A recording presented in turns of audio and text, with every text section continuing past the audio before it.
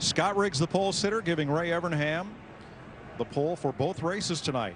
Joe Gibbs racing the outside of the first two rows with Hamlin and Yaley. Jeff Green third in the car that finished second last year. Burton and Schrader veterans. Vickers, who won this race a year ago with Wimmer. Rookie David Stremme and his teammate Casey Mears in Dodges in row 5. Sterling Marlin, four-time winner of the Open, and Tony Raines, both in Chevys. Martin Truex, the fan vote last year, and Mercurial Robbie Gordon. Kenny Wallace, longtime fan favorite with rookie Reed Sorensen. There's ninth row Joe Nemechek tonight with Travis Kvapil, both in Chevys. Rookie Clint Boyer, and from 20th, Kyle Petty in a Dodge. Kevin LePage in a Dodge. Stanton Barrett Chevrolet. Then Dave Blaney's Dodge with Hermie Sadler driving a Ford. Chad Chaffin and Mike Wallace back in row number 13. Kirk Shelmerdine in a Chevrolet, and Mike Garvey, who had problems in qualifying, as did Elliott Sadler, who crashed in his qualifying attempt. Now that's the official starting lineup. Sadler's already in the back. He's in a backup car, and so is Kyle Petty. He has to go to the back because of a backup car. The 51 and 49 for adjustments will also start at the rear. And what's interesting about that, you heard Tim Kelly with Sprint Nextel talk about two of the top 3 vote getters was Elliott Sadler and Kyle Petty. And remember, even though it's a 30-lap race, to receive that fan vote and move on to the All-Star Challenge, you have to finish on the lead lap. Yeah, and I think it, you know, the thing, my heart goes out to Elliott Sadler. I mean, here's the cat that ran second in the challenge last year. I'm glad you told me that. Nobody remembers who ran second. Well, he ran second last year. If he'd have won the thing, he wouldn't have had to run to be in this open race tonight, but he didn't. He's starting in the back. What's the chances of winning a 30-lap race from the back? It's going to be very tough. I guarantee you. Last time we saw that car, it was hard against the inside of the backstretch wall. And I note that the red M on the taillight panel still looks scared. Yeah, he's drawn He up. knows what happened to his buddy. He's still drawn up. Do you like peanut or do you like crunch? Maybe he'll be smiling at the end of this 30 laps. But Darrell, 30 laps here is only 45 miles. You got such a short time to get there, and he's got a long way to go. I am really, really concerned about the start of these races. That's what I'm concerned about. The problems continue for Elliott Sadler in the 38. Of course, we're not about to come to the green, but the dry brake where they put the fuel in is hung open and fuel is coming out of it. He's going to come to pit road. His crew will have to fix that. Remember, other than at the test a few weeks ago, the 38 car and the 45 car, they have not been on the racetrack with these cars. Yeah, right. That's what I was going to say. That's a backup car, and they've just barely got it through tech in time to get it in line to race tonight. Obviously, you're at the back. Coming down pit road right now is not going to hurt you. Let's show you how treacherous this new asphalt can be. Here's Sadler's qualifying effort. He thought he had it saved. It sure looked like it for a long time. And he said in his interview he was just trying to lay down a good lap, and it just, the law of physics took over there, just wouldn't grip. And it didn't look like, you say, well, he didn't hit it that hard. Folks, he was running 190 mile an hour when he spun out. Now this is an impound race. This part, the All-Star Challenge was not. So other than these cars being able to be worked on as backup cars, Kyle Petty and Elliott Sadler, the other cars were only able to have those few adjustments that the impound procedure has done to it. 20 laps, including any yellow flag laps, all restarts double file, and then they'll throw a caution with 10 to go and restart, give everybody a chance to catch their breath, and then it's 10 laps for the finish. I talked to a lot of the crew chiefs. We talked about the small fuel cell. The fuel window with that small fuel cell is about 35 to 36 laps. We run 2 or 3 pace laps here, and as you saw in that final segment, green flag laps only. So if we get a caution there, there's a little bit of nervousness if they don't pit for fuel between those segments that they can go the distance. But for Denny Hamlin's win in the Bud Shootout in February, the front 4 drivers in this race have not won in Nextel Cup. 53 grand for 45 miles. That's not too bad a paycheck just for this little heat race.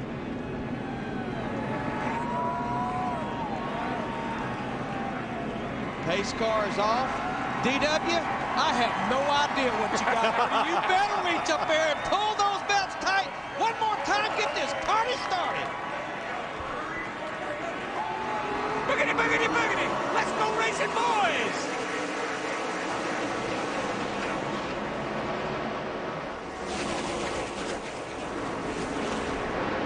Smoke already out of the 21 car, I think it is. I think that might just be a tire rub on Kenny Schrader, the 21.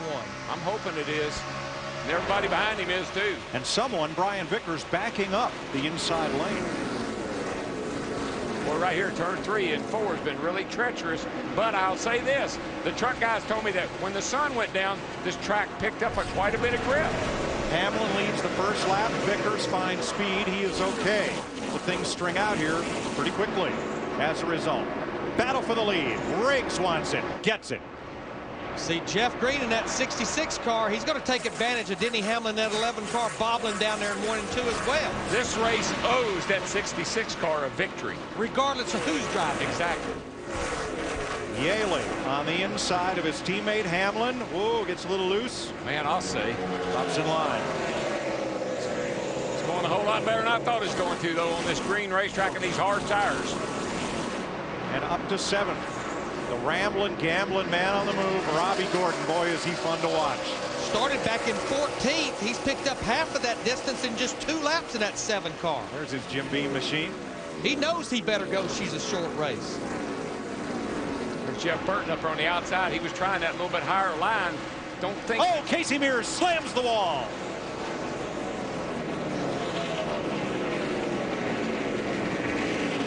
What a save. Wow. Well, the really great part was down here when he came back on the racetrack. On that bottom, got a few more to come back. I was nervous when he got in that grass because we know how wet that grass is. I was so right afraid now. he was going to come right back out in front of the other cars, but that's where he did an outstanding job of keeping the car under control. A single car crash that could What have we done there, guys? have taken out half the field. Yeah, just really Look, loose. 2 cars ahead of David Stremme here. Just gets loose coming off turn 4. We've seen that all weekend long. Turn 4 has been really, really hard on everybody. Cars spun out there all weekend. You see the roof flaps come up. That helps keep that car on the ground right there. And you heard him say, told his crew chief Donnie Wingo, really, really loose. Yeah, right there is where he really did a good job of keeping that thing out of the racetrack.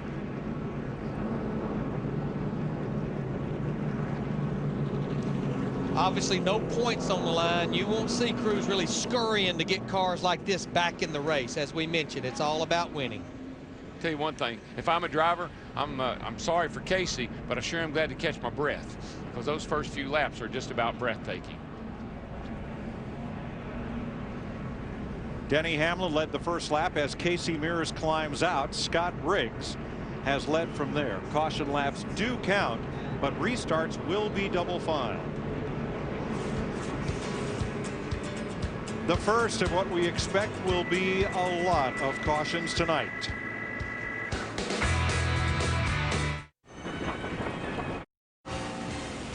Casey Mears is okay, but his car is out of the Nextel Open. He finished 6th in this race last year.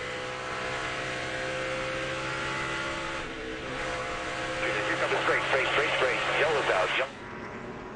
Boy, just gets all by himself there and just gets up high. We've seen that about 10 times this weekend in trucks and cup practice. A lot of guys have been lucky to spin off that corner and not hit anything. Now, I like this right here, Larry. Another unique rule about all night long, every restart is a double file restart. Ought to do that all the time. I like special rules. Well, most short tracks do this. They run double file restarts, keeps the show exciting, gives more people a chance to win. It's pretty fun.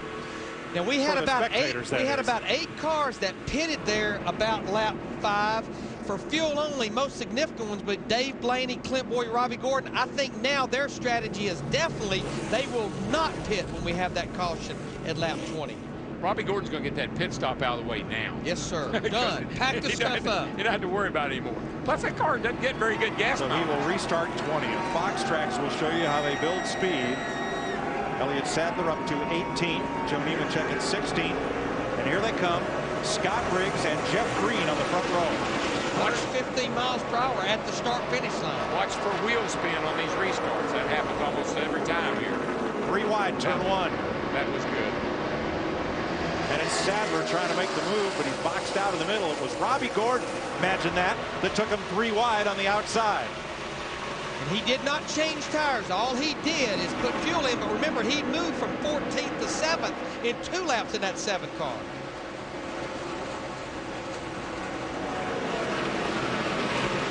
Briggs leads Hamlin, Green, and Yaley. Here's that move into turn 1. Watch the 7. And you can do this a lot of times, Mike, because everybody kind of tries to get to the bottom. If you're brave enough to take it 3 wide on the outside, you might just make it. Elliott Sadler's car looked like, what are you doing up there? Jeff Green in second, trying to run down Scott Riggs, who is trying to race away from this field. I'm going to tell you what, though, that 10 car, he is in the wind, a lot like what we've been hearing about this tire. He just ran his fastest lap of the race, a 29.40, which is only about 4/10 slower than he qualified last Tell you, time. the Abraham boys and girls have got their act together over here this weekend. They got the pole here, the pole for the Open, and Aaron Crocker was on the outside pole of the truck race last night. Reed Sorensen under Truex, that's 10th place. But Darrell, back to Scott Riggs, and we just completed lap 10. He mentioned last night, people tend to get aggressive with a lot of packages for this All-Star race. He mentioned they've got a very aggressive engine package in that 10 car. Yeah, I mean, the rules are really tight. It's pretty hard to get very exotic, but you can take it all the way to the edge. 3rd, 4th, and 5th heating up, the 2 Gibbs cars, followed by Jeff Burt.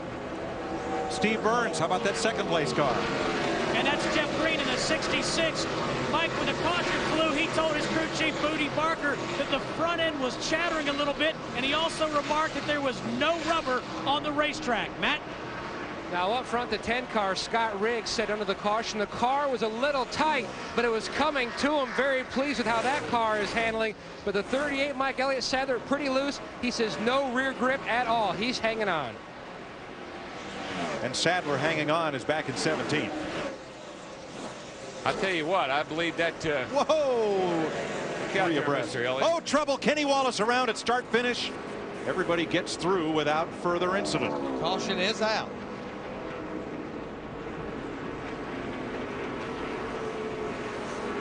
It comes at lap 12, so we're still 8 laps away from that caution. It comes at lap 20. What was that all about? It sounds like you got somebody pushed. Got a little. 07 just tried to take you out. There's damage in the left rear corner of Wallace's car. Spotter said something about the 07 car, which would be Clint Boyer, one of those cars that pitted on that last caution. Clint better be careful. Best I recall, down at Phoenix a few weeks ago, they brought him in, talked to him about such a thing. During the Busch race. In the Busch race. That's right. But I tell you what, I'd be worried about if I was Scott Riggs, is that 66 car. Because he looked to me like he was closing up fast on the back of that Dodge.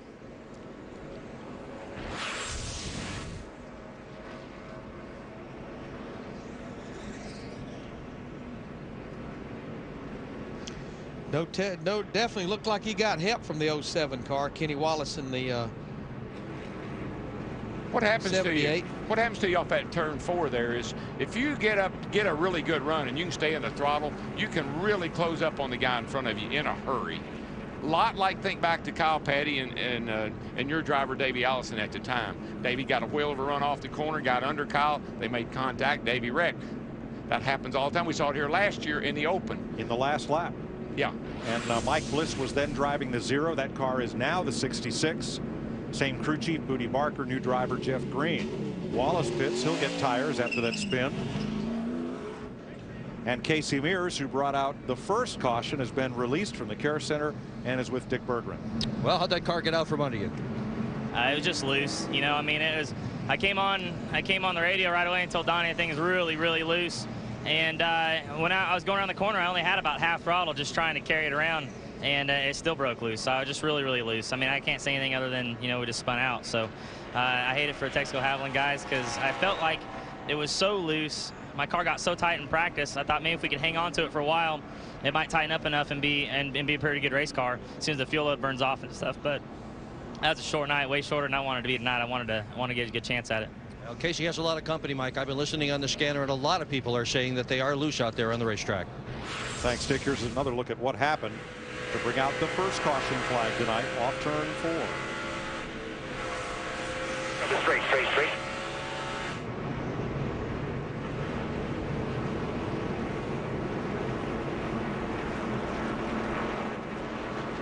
And you just can't imagine how lucky he was right there that he didn't come back out on the racetrack, or that thing didn't start doing something crazy in that wet grass. 8 cars pitted for fuel under this caution, and a couple of tires getting set for restart shortly. Scott Riggs in his 3rd Nextel Open. Prior finishes 24th and 28th. He's led all but 1 lap so far. Green flag. Jeff Green, that 66 car, trying to anticipate when Scott Riggs in the 10 was going to make that start. Looks like Green's going to try to make a run on the high side through 1 and 2. Ooh. 3 wide again, and it's Robbie Gordon again. Yeah, the Jeff Green in the 66. Scott run him up the hill just enough to get him out of the throttle. That opened the door for Denny Hamlin. The great thing about double file restarts, when the caution came out, Gordon was 14th. When you restart, you're 7th on the outside. Pretty good gain. Absolutely. He has made up some ground in that 7 car. Under Reed Sorensen. He's not being shy either, boys. Taking no prisoners. No. You'd think he had that 1,100 horsepower from that catamaran deck mode in there. We only have 13 laps to go in this race. He knows he better go. Like Joe Nemechek said at the start of this thing, you better mash the gas and go, buddy. Because this is win or go home. Here's Joe racing his teammate, Sterling Marlin. Back for 12th position. Well, the 10 car has, I thought the 66 had something for the 10, but that restart really took him, I think, out of it. You know who's coming? In 5th place now, Brian Vickers, who won this race last year. He just made the pass and moved into 5th. Past Jeff Burton. David Strimmy in the 40 car. Boy, Scott Wimmer in the 4. They got him loose. Man. He had to get out of the throttle. Boy, I'll say that just about was disastrous. Kenny Schrader and Robbie Gordon sliced past. He's still trying to regroup. Yeah, I think he's got a tire down. He's got a tire down. Yeah, in the wall. He definitely had a tire down, DW. In the wall, guys. And the caution is out here on lap 19. Sorry about that. Daggone, and that. Let the left front go down. Clear low, clear low. That's a shame. That team is just—they're working so The left front hard. tire, something went down. 3rd caution of the night, and it's Scott Wimmers. Now, Mr. Excitement, Robbie Gordon. He was 14th at the last caution, so he lined up 7th outside. He's now running 9th, so he'll line up 5th on the inside. And he is coming. And I believe I'd rather be, if I were him and what I've been seeing of him, I'd rather be on the outside. Yes. But take what you can get. Keep an eye on the aero exhaust number 4 of Wimmer. Here he is under heat, and I believe Jeff Burton, I thought they made contact. Something happened, it looked like right there. No, yeah, well, that's why I thought that he didn't make contact. He lost his tire right there. Boy, look how close Robbie Gordon in the 7 just barely got by. You can see the left front just wobbling there. Yeah, now he's trying to get out of the way. But he's not sure if he has a problem or not. That happens so often. And here now he knows it. Car just would not turn. Boy, Nemechek was lucky to get past him. And you know what I hate for this Ford team right here is they are not locked into the Coca-Cola 600 next week as far as qualifying. And they spent most of their practice yesterday working on qualifying runs, trying to use it as a test session for next week. Boy, that was close right there on Nemechek. Oh, my gosh. He clipped him. Now, pit road is closed right now. So we're under the 3rd caution flag of the evening, and it's early yet.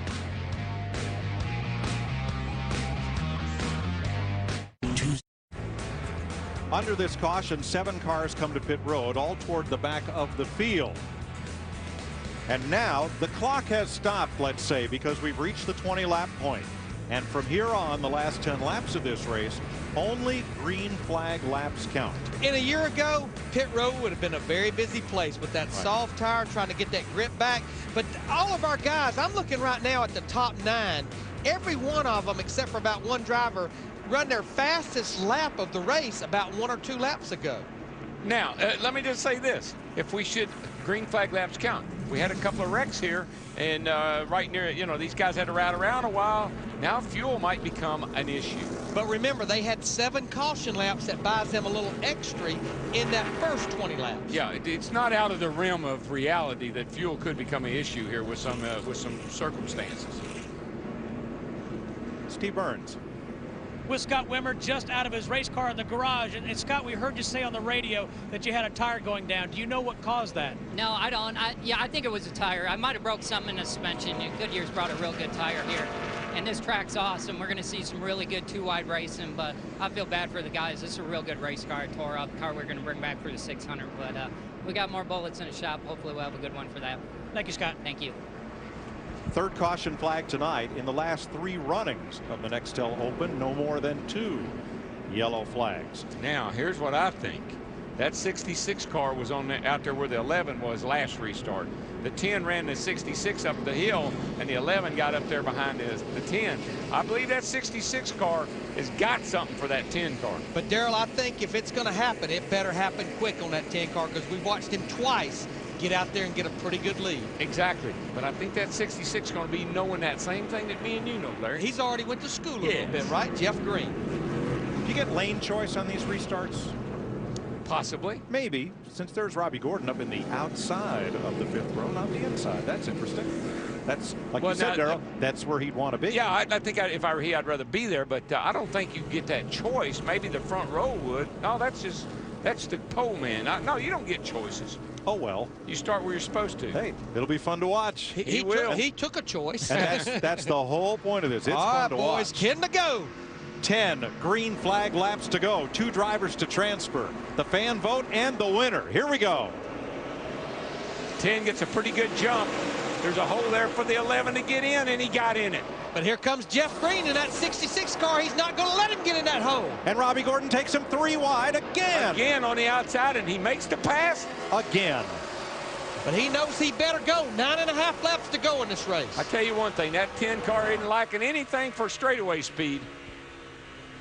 Tell you what, though, Jeff Green in that 66, he took her down into turn 3 and 4 that time. Paid the price a little bit on the exit of the corner. I'm sure Buddy Barker's sitting over there saying, hey, dude, we were leading this race last year with 500 feet to go, and we lost.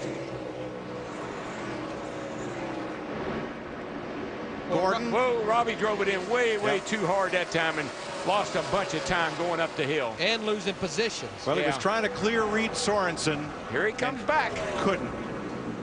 He cleared him going into 3. Mike, you talked about it. Brian Vickers in that 25 worked the high side. He's going to take 3rd away, coming here with 8 laps to go. Boy, is this not deja vu all over again? The 25 and the 66. But we got a new sheriff in town in the 10. But that 66 is keeping tempo. Trouble! Yep. Gordon is up and into Sorensen, but they keep going. Gordon lost the momentum. Here comes Sterling Marlin on the bottom in that 14. And Green is reeling in the leader, Scott Riggs. He's working hard. He really is. The 10, the Scott Riggs and the 10 car just got a little bit too much steam on the hood. Jeff Green just ran a 29.26. That would have qualified 5th last night in qualifying in that 66 car. Steve. And Mike, Buddy Barker, even though laps are winding down, Buddy just told Jeff Green, don't overdrive it. You've got a great race car.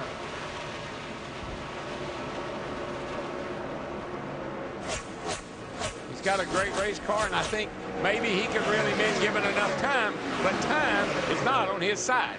Without another caution, nobody but the first 3 are going to have a shot at this one. 6 to go. Remember, it's all about winning right now. Scott Riggs in that 10 car. He's in the catbird seat. Winner transfers to the All-Star Challenge. Everyone else loads up and goes home. And none of the first 3 drivers in this race were in the first 3 in the fan voting for Tim Kelly of Nextel. Well, we've seen it twice. Win this race and move on and win the big one. Good job. Tell you what, David Strimmy in that 40 car, he just drove by Jeff Burton in the 31. I've got to believe the biggest thing, that's a confidence booster for Strimmy and that team to run that good here tonight. Good run. He's up to 6th place, but Well, you remember the last time that 40 car ran really, or not the last time, but one of the times it ran really well here. It had a rookie in it. He made his second start and won the race in that 40 car. Jamie Mcmurray. Jamie Mcmurray. Scott Riggs said in pre-race, I'm going to have the most clean air on the nose of my car and on the tail, and I'm going to pull away from these guys. He has done just that. Yeah, can you say check out? Yeah, he's led 25 of the 26 laps so far in his 30-lap race. Now, I'll tell you what, Brian Vickers in the 25 car, talk about deja vu. He's pulled right up to the back of the 66 car. He'll come to the line, 3 to go. This is a battle for second.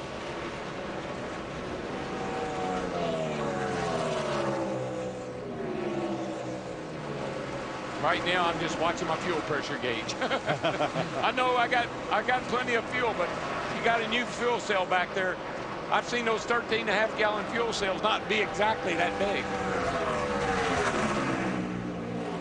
Mike Bliss, who drove that 66 last year, said finishing second here is like kissing your mother-in-law.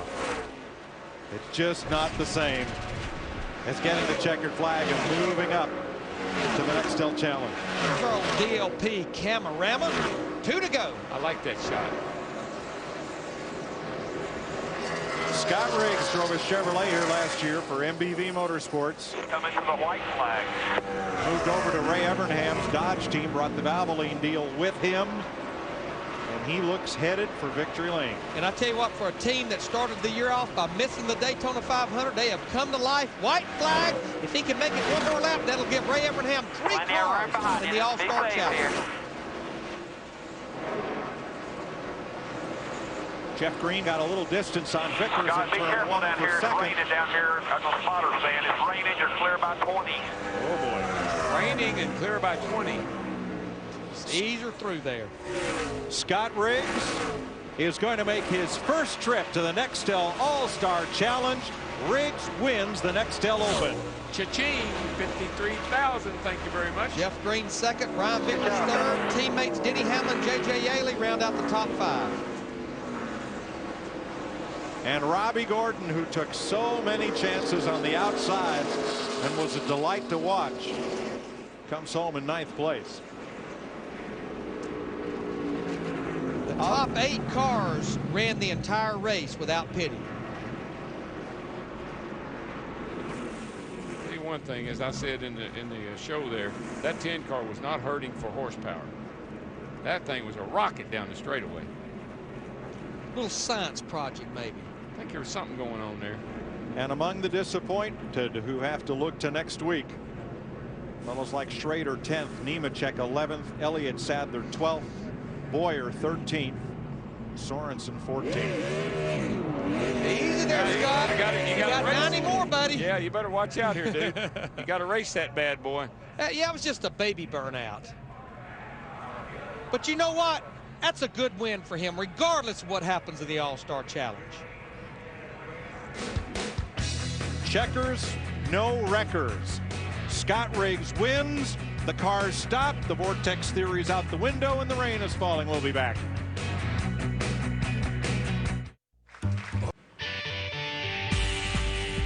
Nextel All-Star Night continuing at Lowe's Motor Speedway. Time for a Viso race break. The Nextel Open in the books. Scott Riggs started on the pole. Denny Hamlin led the first lap. Casey Mears, though, Jeff Hamlin was running 8th and got loose. Got loose off the turn 4 and slapped the outside wall real hard. Spun the car around. But Casey did a great job keeping his car from crossing back on the racetrack in front of oncoming cars. And he walked away. He was okay afterwards. Kenny Wallace on lap 12. There were 3 cautions that came in a hurry. Later, Scott Wimmer suffering, but that's Kenny slipping and sliding.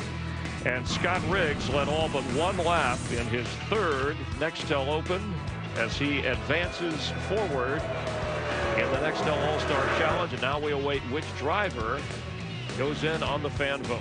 Well, that's going to be a pretty exciting deal. But we talked about this 10 car, the balance that he has. And we see Scott there with his family right before the race early this afternoon. And again, this is what it's all about when you think about winning. Isn't it, Dick Bergman? Well, Scott, first ever Nextel Cup win of any kind. How good does it feel to finally get that behind you? I mean, it feels good, but it feels better that we get a chance to go to the next race. That's what we're shooting for. Just real proud of all the guys at Everham Motorsports engine shop, great engine tonight.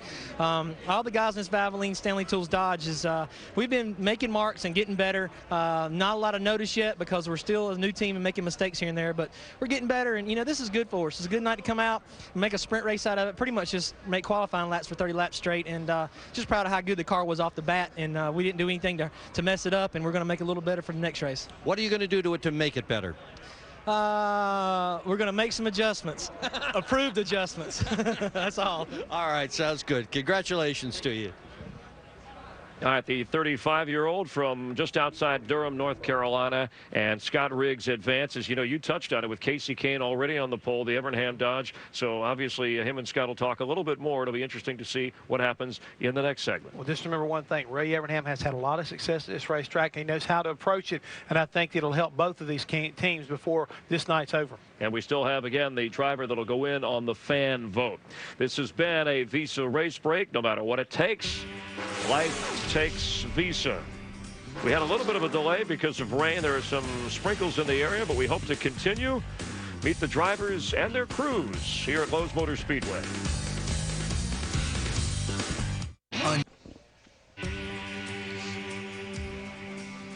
Welcome back to Stock Car Racing's All-Star Night, the Nextel All-Star Challenge. Scott Riggs has won the Nextel Open. He will be joined by a driver voted in by you at NASCAR.com or on your Sprint Nextel phone. And that will complete the field of 20 that will square off in this 90-lap, 3-period event. Before Scott Riggs won this race, of course, we've got to wait to see who the fan vote is, but Kyle Busch was going to be the only first-timer in the All-Star Challenge. Now Scott Riggs will become the second first-timer to make his first start in the All-Star Challenge. Tell you what, the way that car run in that race right there, I got to think he's a serious challenger to win this whole thing. Well, there's a lot more elements also, in this All-Star Challenge. It's a lot longer race. We talked about possible 6 to 12 cars being inverted after the first segment. So, yeah, there's no question he can work his way up through there. Well, one thing we saw was the value of clean air. When Scott Riggs had clean air on his nose and on his rear spoiler, he was able to get away pretty well. But you know what I like? He'll be back in the back. They're going to do the invert. If he plays his cards right, he might have clean air again. We'll see. All right, folks, time for your backstage pass to this event. The fellow who's holding it is Matt Yoga. Mike, I think another first here on FX. Now backstage with Jamie McMurray and Michael Waltrip. Now we're grading cartwheels, and you were concerned that Carl Edwards may come out and school everybody. Well, choking on your Diet Coke there. Yeah, I've choked on it a lot lately. I just told him to do it again. It was somewhat entertaining to watch in the rain. Michael keeps yelling at him. I told him, come on. What do you think? I told him that they needed to stay off the paint or they'd blow that whistle at them. And then I also... That's not good when they blow the whistle at you. No, and we were thinking that Carl Edwards might come out here and yell at him, or maybe Mark Martin would come out here and show him how to do it.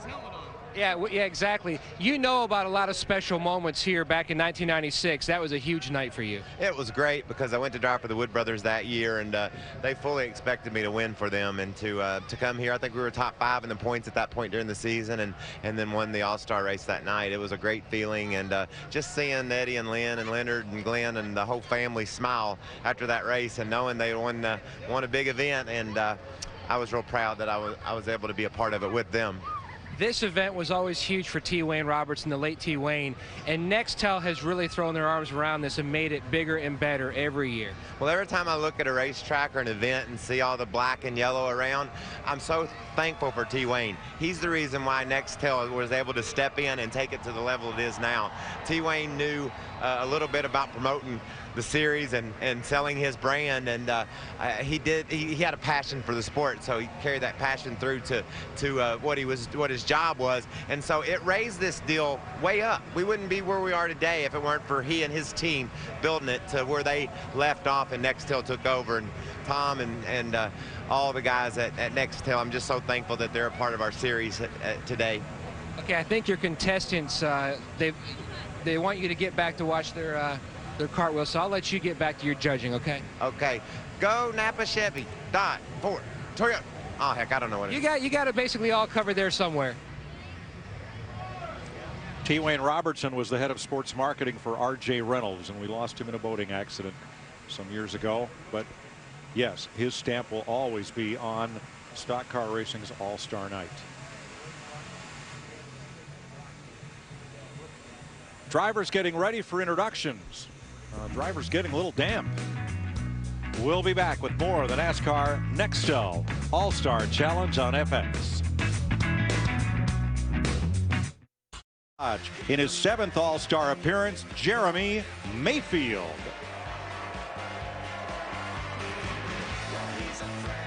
And with Jeremy, his Ray Evernham team, led by a first-time Nextel Challenge crew chief, Chris Andrews.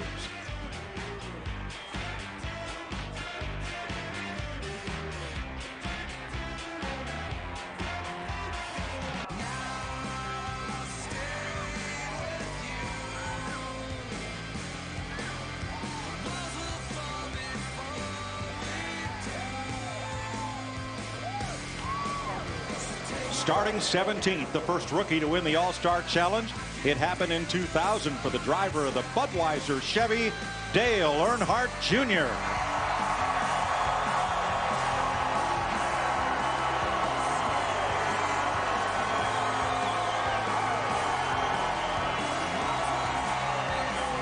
His Budweiser crew is led by Junior's cousin, Tony Eury Jr.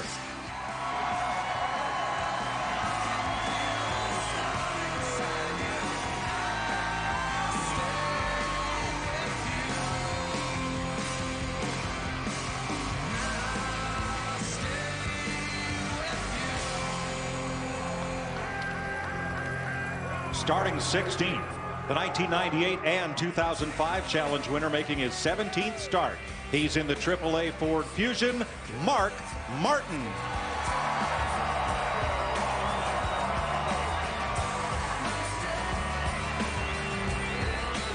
And here's last year's All-Star Challenge winning crew from Roush Racing, led by Pat Tryson.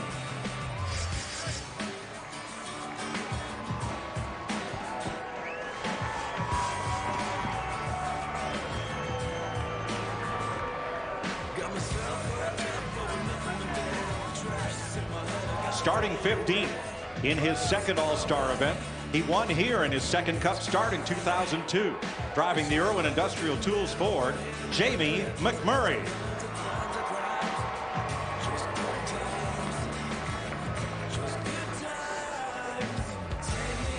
And here's Jamie's Roush Racing crew, led by a 4-time Nextel Cup race winner, Bob Osborne.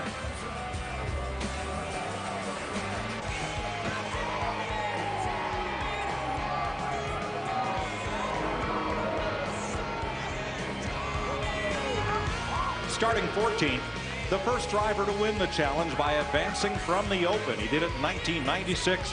He drives the Napa Dodge, Michael Waltrip.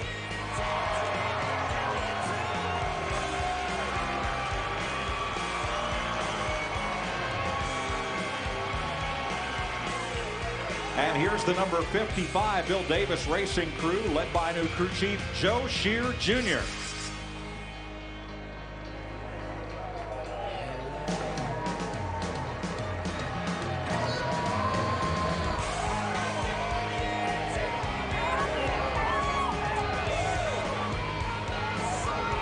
Starting 13th and making his 2nd All-Star Challenge appearance is the driver of the Office Depot Ford, Carl Edwards.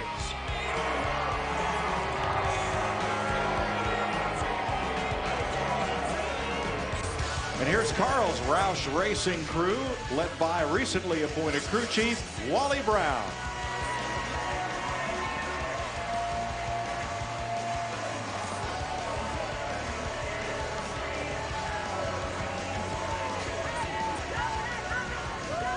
Starting 12th is the 1999 Nextel Cup champion, who has finished twice, a 2nd twice in the All-Star Challenge. He drives the UPS Ford, Dale Jarrett.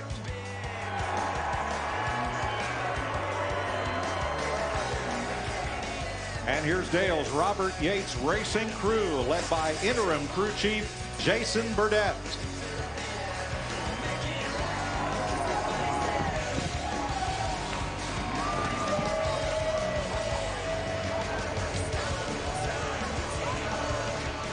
Starting 11 will be the 2000 Nextel Cup champion. He's in his 12th All-Star Challenge.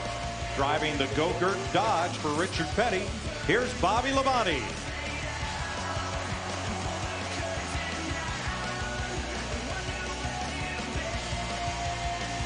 And here's the team that'll support Bobby for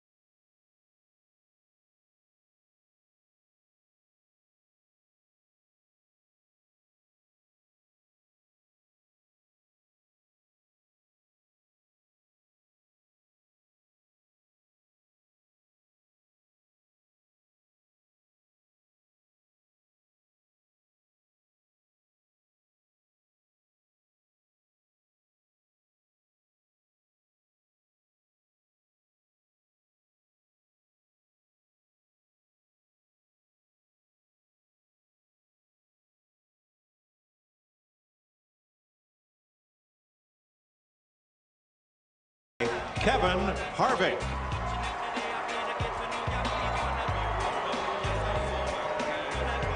And here's his Richard Childress Racing crew, led by the crew chief that helped Harvick win the 2001 Busch Series Championship, Todd Berrier.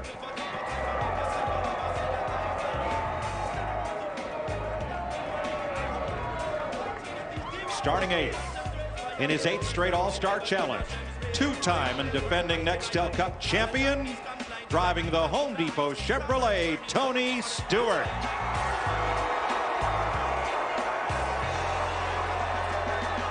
And here's his defending Cup Championship pit crew, led by Greg Zipadelli.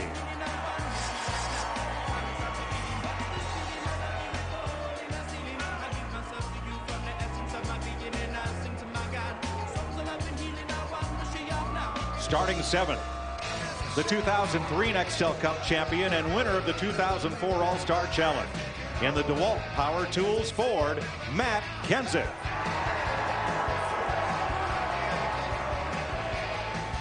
And here are the Roush Racing Killer Bees, the 2001 and 2 pit crew champions, led by Robbie Reiser.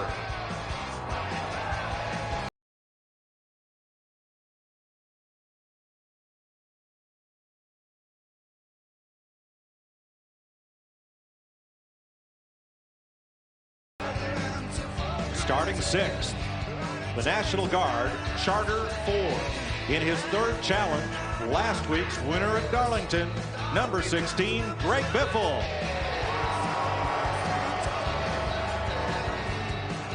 And here's his Roush Racing team, led by the 1980 championship-winning crew chief, Doug Richards.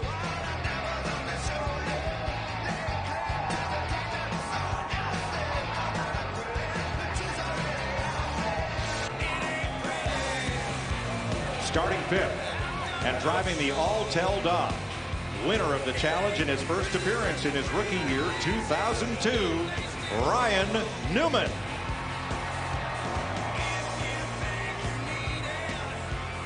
And here's his Penske Racing team, led by a crew chief who has 12 wins and 35 poles with Ryan, Matt Borland.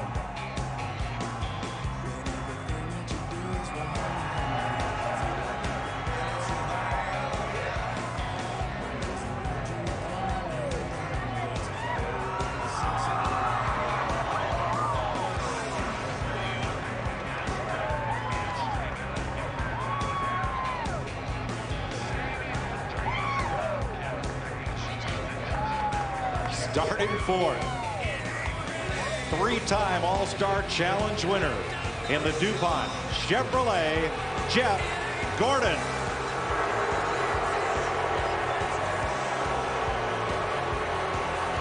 And leading the Hendrick Motorsports team in his first time in the All-Star Challenge, crew chief Steve Letarte.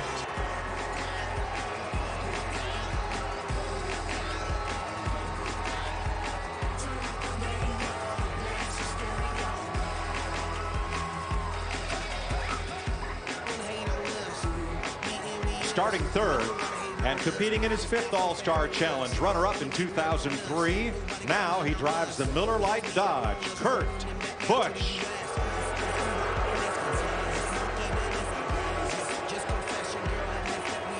Here's his Penske Racing crew, led by a crew chief who had 6 wins and 9 starts in 2005. That's Roy McCauley.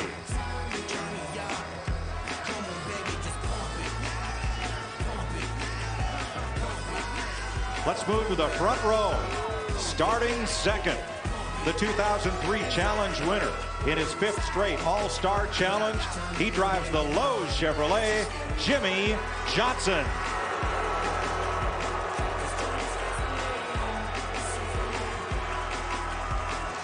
And leading a Hendrick Motorsports team that has won the last 4 point races at Lowe's Motor Speedway, Chad Knaus.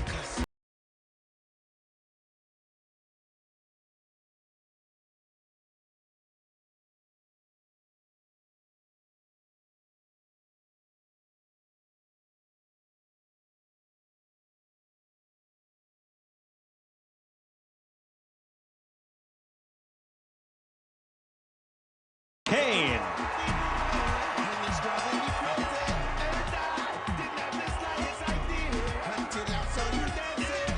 With him, the 2005 Nextel Pit Crew Challenge winning team, runners-up this year, led by team director Kenny Francis.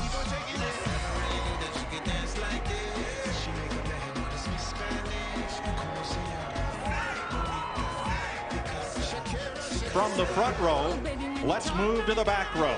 And starting 19th, the Nextel Open winner, appearing in his 1st All-Star Challenge, Scott Riggs. And here's Scott's Evernham Motorsports crew, led by a crew chief who came to this team with Scott, Rodney Childers.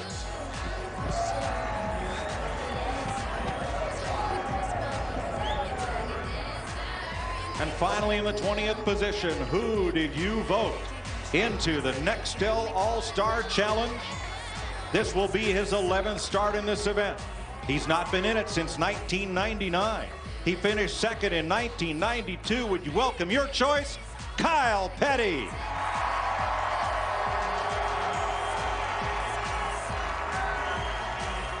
Raising over $250,000 for his Victory Junction Gang Camp with his appearance in the challenge, thanks to your vote. And here's Kyle's Petty Enterprises crew, led by 1992 Nextel Cup Championship winning crew chief Paul Andrews.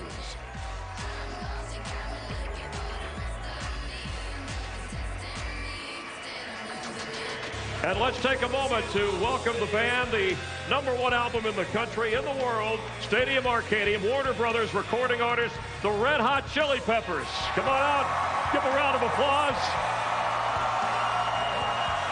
And they're going to present a commemorative guitar signed by the entire band, presented by the band, and it goes to the Nextel Open fan vote winner.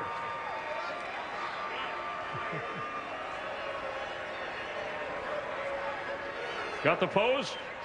All right, we've got Anthony, Michael, Chad, John, Flea, and the Red Hot Chili Peppers will be performing. This is Flea, by the way, all right? Hey, okay. Really we have to flee, but you're going to perform some music for the All-Star crowd tonight. Thanks for your donation.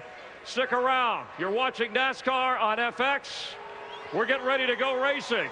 But first, a performance from the Red Hot Chili Peppers in just a moment, live just outside Charlotte, North Carolina. All right. Woo!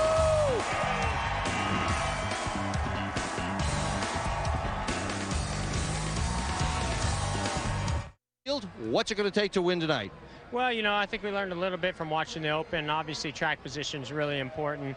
You got to have a good race car. You know, that's bottom line always when it comes to this All-Star event. But, you know, I think our DuPont Performance Alliance car is really strong, and I'm looking forward. Yeah, I'm glad we're starting up front, but just looking forward to everything, you know, including this pit crewing on that green flag stop and having that shootout at the end. That's probably the most important part, be there at the end. Be safe. Good luck. Matty? Mark Martin's won 2, trying for his 3rd here tonight. So what is the game plan? You've won 2 of them. Well, we're starting here in the back, but our AAA team has gave me a great forward-to-drive fusion here, and you know, we'll wait and see. The track was so hot and slick yesterday when we practiced. I don't think that anybody knows what they have for setup. We chased the setup around in that greasy hot sun yesterday, and we're taking a guess tonight. So I'm going to be moving up as fast as I can. I'm going to make every effort to do everything I can and hope the inversion goes my way and hope that we're in the front when it's over. And you don't like when people try to play with the inversion. The real men try to win every segment. There you go. Mark Martin going for his third All-Star win tonight. Steve? Thanks, Matt. This is hometown for Dale Earnhardt Jr. Grew up right down the road, still lives in this state, and you won this event in 2000. It's a pretty big deal. Yeah, it's an awesome race. It's really an honor, I guess, as a driver to be in this race, and they do a good job of putting it on here in Charlotte. I think it's been a lot of fun to be in it. It's been a lot of fun as a kid to grow up and watch it. Seen a lot of great memories. Thanks, Dale. Good luck. Let's go to Dick Berggren. With Jimmy Johnson starting on the outside of the front row, hammer down tonight? Absolutely. I think I need to make it through the first few laps just to see what's going to take place. My teammate Brian Vickers is pretty loose, so I'm expecting to be loose, but hopefully things come to me. All right, good luck to you. Thanks, Dick. It sounds like drivers who had a teammate in the open would have a little bit of an edge when the green flag drops in this one. It sounds like the cars go through about 3 changes in a hurry. First off, they start off real loose, so they try to tighten the car up where the drivers can hang on to it for a couple of laps. Then it goes through a neutral stage. Then it gets too tight, and you got a front end push. That seems to be the stages. But what I picked up on Mark Martin, remember Mark Martin didn't have a teammate in that open, but what he realized, you better get it, and you better get it early. Scott Riggs led all but one lap in the open. We are set to go with Stock Car Racing's All-Star Night, and we're about to go trackside for opening ceremonies as 20 of America's best await the chance to try and win $1 million. Who will it be? From Casey Kane back to Kyle Petty, 20 drivers set to do their best. And now let's go trackside for tonight's opening ceremonies.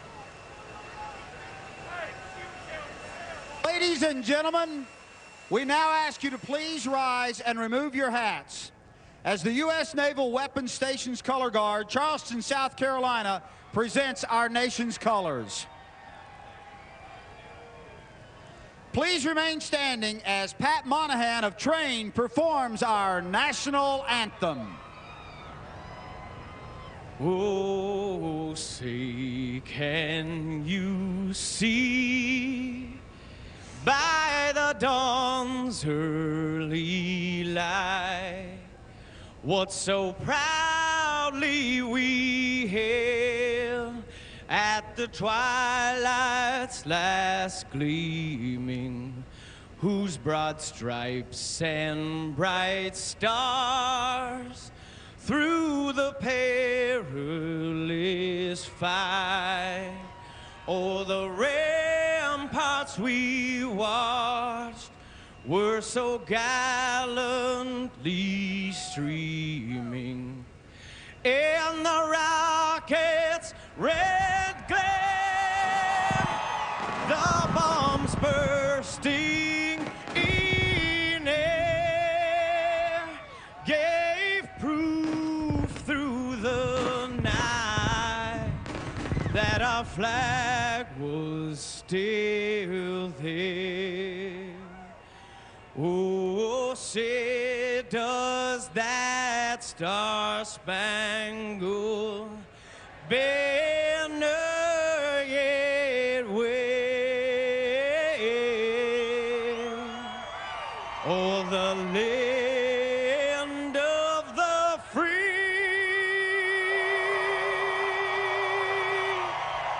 in the home of the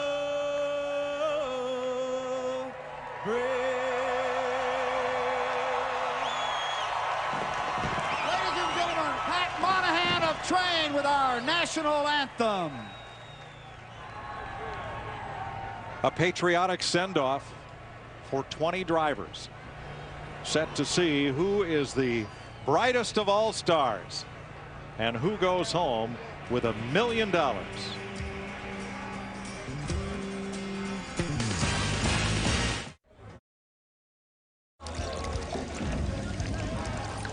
here to give the command to start the NASCAR Nextel All-Star Challenge. Please welcome the band with the #1 album in the world, Stadium Arcadium, Warner Brothers recording artist, Red Hot Chili Peppers. Gentlemen, start your engine!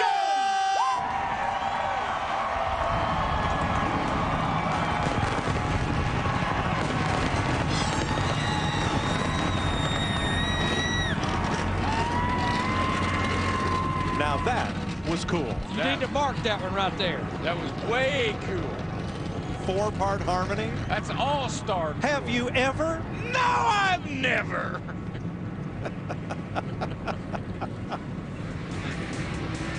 We now return you to our regular programming. The race, it's coming next. And knock down $1 million. Let's go down to our Ford Fusion cutaway car. Chris and Jeff.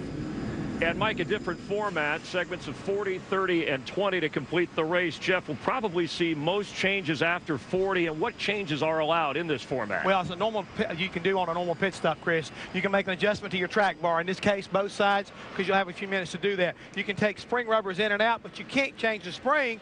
And you can also, if the car's not too bad as far as heat, you can add a little tape to the front end, or as always, the dreaded wedge wrench. You'll be using that bad boy tonight, making some serious adjustments to get these cars tuned in. A number of the drivers backstage said we expect the unexpected. What we do know is we'll have a wild finish. Mike?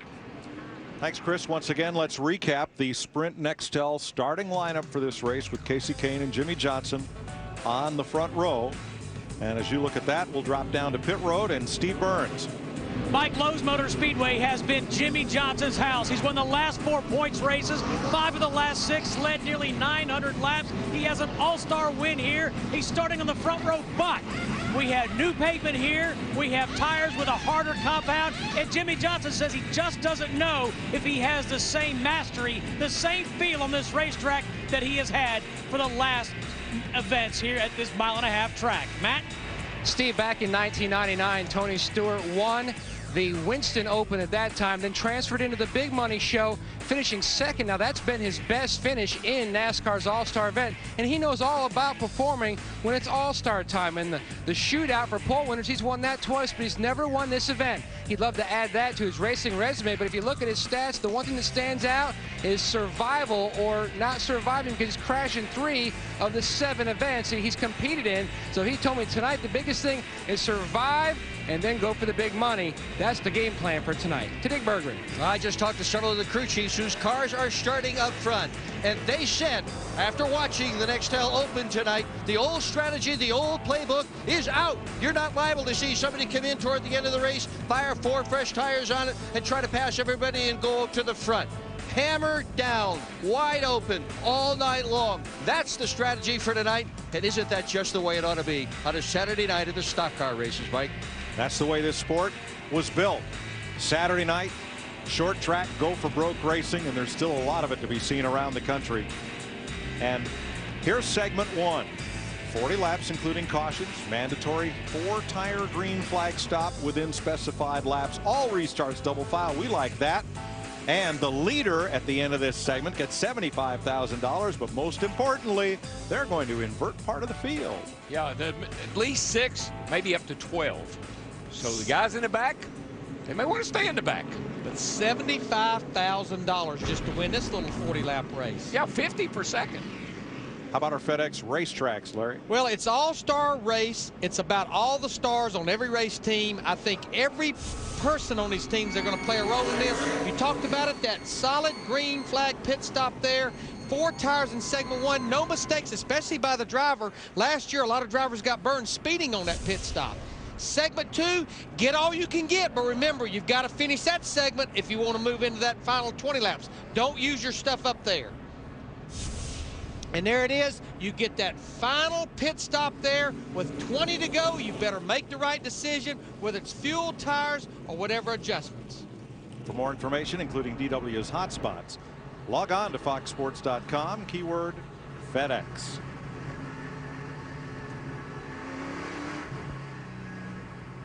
Pole sitter Casey Kane brings them down the back straightaway. 20 cars. Now Casey's already knocked down $50,000 for winning the pole. Jimmy Johnson 10 grand, Kurt Busch 5,000, and Scott Riggs has 53,000 plus in the bank for winning the Nextel Open. But 90 laps away, there's $1 million. And we've got a lot of fast race cars at the back of this field. Remember, qualifying wasn't about who ran a fast lap. It was about 3 laps, including a 4-tire stop. You're going to see a lot of cars coming from the rear of the field. Got to remember something. There's a lot to be gained here, but you don't want to do something here tonight that's stupid. And $1 million will make you do something stupid. So you got to watch out. DW, like Mike and Dick said, it's Saturday night. In honor of you being the inaugural winner of this thing 21 years ago, reach up there, pull those belts tight one more time. Boogity, boogity, boogity. Let's go all-star racing, boys.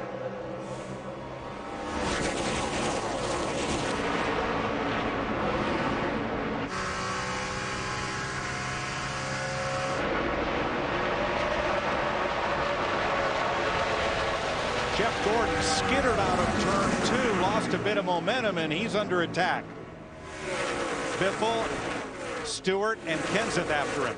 Boy, I tell you, oh, here we go, got a car. Oh, he almost went around. Who was that, Biffle? Yeah, he came off turn 4, dirt tracking. Greg Biffle in the 16 car. Only Greg Biffle could save that car.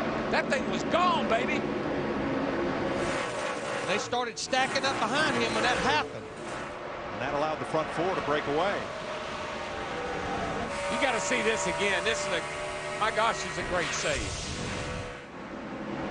There he is, right kind of in the middle of the picture. Gets that thing sideways. I'm shaking. I bet he thought it was gone. And look at the move his teammate Matt Kenseth made in that 17 car, as well as Tony Stewart. Tony did a great job of staying off of him. But Kenseth just lost the 5th place to Stewart. Here comes Johnson for the lead. Boy, he got a good run down in the bottom of turn 1 and 2. He'll win the drag race down the back straightaway. He's going to take the lead in that 48 car. You know, one of the things that the guys told me after the truck race last night, when the sun goes down, the grip really picks up on this new pavement. At his house, Jimmy Johnson leads. Boy, I tell you, when that 48 car drives by you like that, that's bad news for everybody else. And yesterday, Jimmy said he couldn't find the handle on the car. Listen, they had a terrible test over here. Didn't know what they were going to do. He didn't have to tell us. We could see it. Now they know. Now these cars, remember I told you, they go through about 3 really quick changes here. Loose to start like we saw Biffle. Kind of get neutral, then they pick up a lot of push in the front end. Johnson, Kane, and Kurt Busch have distanced themselves from Ryan Newman and the rest of this field. And just remember, in about 9 to 12 laps, we've got that mandatory green flag 4-tire stop. And that is going to be treacherous, Larry. You got the cars bunched up. You got to come in. Man, you don't want to get run over from behind. And with the small fuel cell, you're going to have to put fuel in it. You can't go 40 laps on 13.5 gallons of fuel. So a 3-car breakaway. Then Newman with Stewart, Kenseth, and Biffle. You got Tony Stewart in that 20 car. He's all over the back of Ryan Newman in the 12. That's a battle for 4th down the back straightaway. I think if I'm out there right now, I'm thinking I got to get on pit road here in a few laps, and I got to get on there and not speed. Here comes Tony by Ryan. But I'm going to tell you what, he was sideways just a few laps ago. Look at Greg Biffle in the 16 car. He's already made his way back up there. It comes to you. It takes 3 or 4 laps, comes to you. Then it gets real good. Look at him be able to turn that car right to the bottom underneath Ryan Newman. These hard tires, you just got to get heat in them. Once you do, buddy, they hook up and you can set sail. And that's what Greg Biffle's doing right now. He's got a long way to go and a short time to get there. Kenseth working on Newman. And takes 6th place, gives it right back. Goes after it again. Kyle Busch with him. Newman got way up the hill that time in the 12 car. Newman possibly will lose the position to Kyle Busch in the 5 as well. If you overdrive the corners, you're going to slide up the hill. Often drivers who run the Open have a bit of an edge because they know what that racetrack's like. Scott Riggs is using that experience to good advantage. He started 19th in the number 10 Valvoline car. He's up to 12th. Now remember, the invert for the second segment is going to be somewhere between 6 and 12. Right now, Dale Earnhardt Jr. in the 8 car, he would be out of the invert. He's in 13th position. He needs to get another position to be possibly in that invert 6 to 12. And you can't tell me, I know Mark Martin said real men win every segment, but smart men play the odds. But some men want the $75,000 you get if you're the leader at the end of these 30 laps. It's all about that second segment, because then where you're going to start at the end in the last 20. Bobby Labonte, the Gogurt Dodge, Kevin Harvick, the Goodwrench Chevy following him through. I'd say Ryan Newman in that 12 is going to get more than tires and fuel on this pit stop. He needs some adjusting. He continues to lose a lot of positions. Just remember, Larry, these guys, I tell you, if you're not very good, you're thinking 12th. That's what you're thinking. And it's not just Newman. His Penske Racing teammate, Kurt Busch, though still in 3rd place, he's fallen way back out of touch with the leaders and into that second pack. Jamie McMurray, Mark Martin, teammates at Roush Racing. Martin in the 6th, last year's winner. Battle for 14th right here between these teammates. Boy, Mark got such a good run. He got, you can see that coming right there. I don't know that he touched it, but when you make that kind of a run like that. Looks like what happened here last year when Tony Stewart got a big run off of a turn 4, got in the back there. Oh, you got a flat left front, bud. Flat. Jamie McMurray has had such a heartbreak of a season, trying to get things going with his new team, Roush Racing, a change of crew chiefs. They're trying to get all the cars like the ones that Bob Osborne had with Carl Edwards and had so much success with. And they came in here, another driver that yesterday having trouble finding the handling of the car. And tonight, well, this is a little different. But Darrell, you're running this fast. When you run up behind somebody like that and bump them, he definitely did get into it, but you could almost start to see the car get a little bit loose right there when you run up on him that fast. But he definitely did get into it. And then he gets into the outside wall. Light contact, but nonetheless, it did a lot of damage to the car.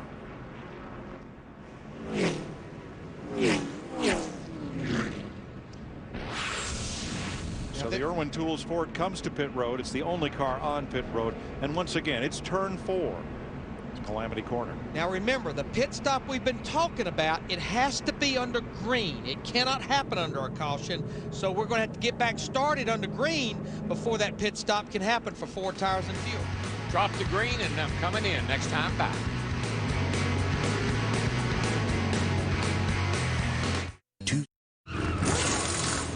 The Nextel Open and All-Star Challenge on FX is sponsored by Budweiser, the official beer of NASCAR, and proud sponsor of Dale Earnhardt Jr. and the number 8 car. And that is the number 8 car. Seems to be pitting here. We're under caution with Jimmy Johnson, the leader. Why are they pitting here? That's not within the rules. It looks to me like they're making an adjustment on the race car right now, Larry. It looks like they pulled a spring rubber out, which will help speed up the pit stop when they do come in. 2 things, Jeff. You're on one of them right there. Make the adjustment now because you can do it a lot easier now in the caution. But what I also see, and they're dumping that fuel in. That way, when they make that green flag stop, they don't have to deal with the fuel. They can actually use 7 guys just to change the 4 tires. 5 drivers stopped. Dale Earnhardt Jr., Kyle Petty, Michael Waltrip, Dale Jarrett, and Carl Edwards. I mean, if you're at the back of the field, come in and get all that work done. And now in your next one, you got to pit under green. You're going to spend a whole lot less time in the pits. Well, Jimmy Johnson, the leader, followed by Casey Kane and Kurt Busch. Let's take a moment for the Ford bold move of the race. Lap 2. Greg Biffle, Jeff. Yeah, coming off a makes turn a nice 4 here. save. Watch this car get plumped sideways right there. Jumps out from underneath him. He saves it, but his teammate, Matt Kenseth, makes a great move along with Tony Stewart. A great bold move right there by that Ford driver. Casey Kane started on the pole. First lead change, Jimmy Johnson. First caution, Jamie McMurray. Chris, during that last pit stop right there of Dale Earnhardt Jr., I looked up pit road and I noticed the 55 car was steaming. I'm just wondering if he had too much tape on the front of this car at the start of the race, but he needed to come down and do some work because he may have a problem right there, guys. That's serious right there, Jeff. I mean, that's not just a little bit overheating. That's hot.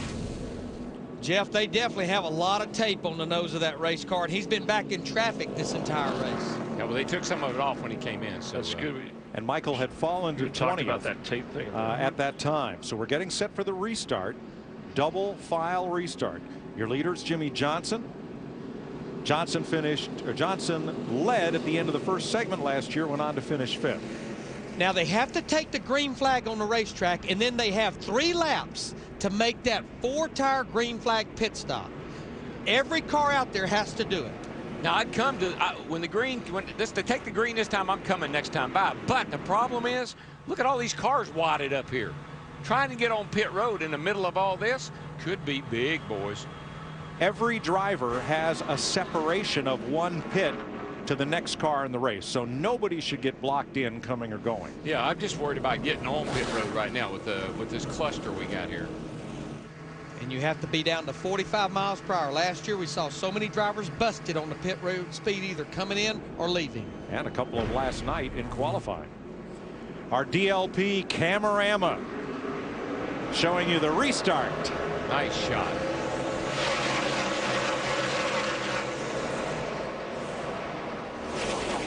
But you're right, DW. When they're 2 by 2 by 2 like that going through turn 1 and 2, it's going to be tough. Look at Tony Stewart, the 20 car sticking his nose up there. Going to be hard to get the pit road that way, though. All right, let's see what happens here. I mean, you can't stop in the middle of. I can't stop in front of all this traffic.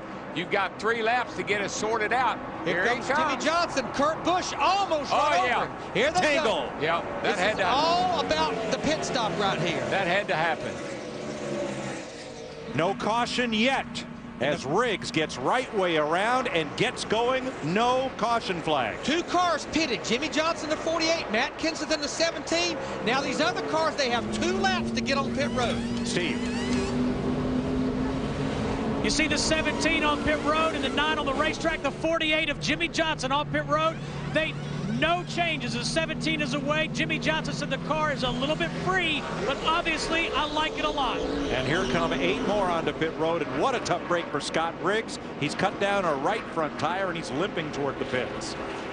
The cars that did not pit that time looks like Tony Stewart, Greg Biffle, Kevin Harvick. They did not pit.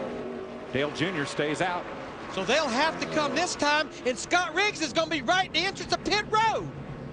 He's going to mess up Tony Stewart in the 20. Matt? And they've already completed a chassis adjustment on the 2 of Busch. His car a little on the tight side, and it was a tight condition as well for Casey Kane in the 9. They were going to fix his car with wedge. Penalty. Too fast entering. And who was it? Jimmy Johnson, the 48 car. And you know, in his defense, I'm not surprised. He's trying to get on pit road without getting run over. Now his penalty will be a drive-through as you see him following Dale Earnhardt Jr. down pit road at 45 miles per hour, Steve. And Larry Mack, I just want to add to what Darrell said. That is precisely what Jimmy Johnson said. He said, I almost got run over. I had to get on pit road fast. The last driver to pit. You probably couldn't have had a worst case scenario. You got to make a pit stop, and you're in that window where it had to be made. Dale Jr. in and out. And I believe he's the last driver to make his pit stop. He was in earlier. It looks like to me, though, Kyle Busch in the 5 car will be leading this race. Jimmy Johnson at the tail end of the lead lap, just in front of the leader. Now watch what happens here. Here's Jimmy. He's got a car right on his back bumper. He's trying to get down out of the way. And Mark Martin gets in the back of Riggs. Mark ran into the back of Riggs. Look at Dale Earnhardt Jr. He's going to have to go out through the grass in the 8 car. And it looks like after all this has shaken out, Tony Stewart in the 20 is going to be second right now. High, go high, go high, go high. Can't go high now.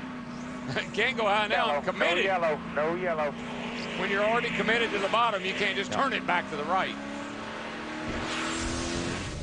In theory, it sounds good. Try to do it.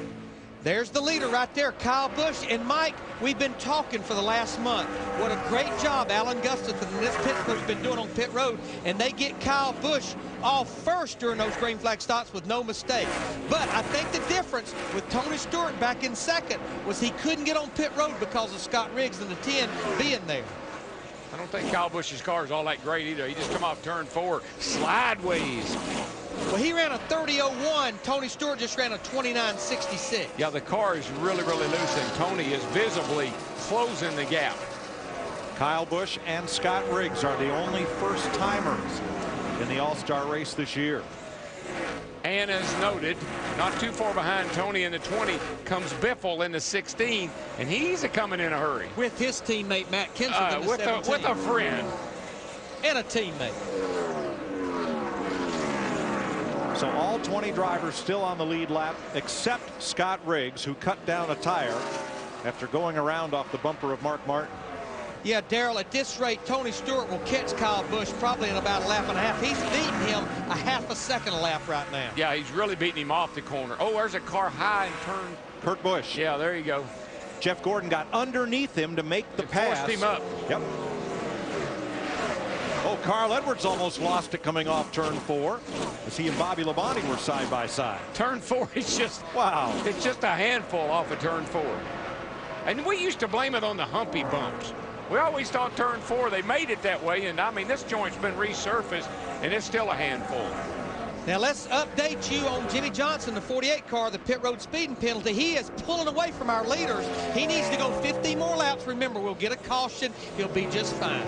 He's pulling away from our leaders at about 2/10 to better, or 3/10 a lap. Now he could use a caution because remember they're only going to invert 6 to 12 cars for the second segment. And if he gets a caution, he comes around and they restart double file. He can't be any worse than 10th when they restart because it's 10 inside, 10 outside. Well, if he wins this race, he's going to do it the hard way. He got himself in a hole by speeding, getting on pit road. Now he's got to dig himself out. And how many times have we seen that with a 48 car? Well, I can remember the first time when he had a shot at winning the 600 over here, and he slid through his pit box leading the race. Yeah. So, yeah. But they're pretty darn good at overcoming adversity. And his teammates coming. 5th place Jeff Gordon in the DuPont 24. Boy, Matt Kenseth just said, go ahead, Jeff. I'm going to tell you what, looks like the tires have come in on that 5-car Kyle Busch because now he's actually pulling away from Stewart a little bit.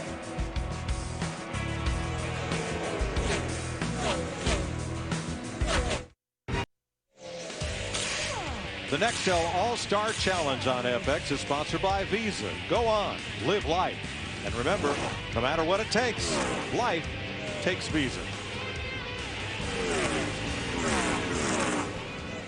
Kyle Busch out in front of Tony Stewart. With Greg Biffle, Jeff Gordon, Matt Kenseth, Kevin Harvick, Casey Kane, Carl Edwards. And there goes Edwards past Scott Riggs, who cut down a right front tire and fell a lap down. Yeah, it's a shame. Scotty was running good, and he's still running pretty darn good, even with the damage he's got. And Carl Edwards is in the 8th position right now. We've got 8 laps to go, and we don't want to talk about a transfer spot right now. It looks like Kurt Busch in the 2 has a problem. Matt Yoakum. He's been saying for about 3 or 4 laps that the engine is tightening up, and it was starting to fill up in the cockpit with smoke. Well, the caution is out. Let me tell you who is grinning from ear to ear. Jimmy Johnson in the 48 car. He'll be back. Still on the lead lap, but he'll be back behind the pack now. 4 down low over here, neighbor. Busch trying to keep the car on the bottom of the racetrack and then down to the 8th. Starting to get tight. Yeah, 10-4, about 2 laps going. Now, this was about to get really interesting between Tony Stewart, Greg Biffle, Jeff Gordon. Those 3 cars, 2nd, 3rd, and 4th, were very close together. Now, not working in Scott Riggs' favor is the fact that there is no free pass tonight. All of the lucky dogs are fast asleep. The lucky dog, there was one on that caution. I want to say it again, Jimmy Johnson in that 48 car, because he had drove away from our leaders. There he is right there, and he's still on the lead lap. And this is after the tires now are good. Over here on the back stretch. I thought it was raining. I thought I saw some raindrops there a minute ago. Yeah, you had to go and mention that, did you, Jimmy? Oh, yeah. And of course, what the 48 car's goal would be before we get to that end of that first segment is try to get to the top 12, knowing that somewhere between 6 and 12 cars will be inverted for the second segment as the 2 car makes that dreaded turn to the garage area. Man, it's coming down. So Kyle Busch in his first All-Star appearance is your leader. 4 cars hit pit road.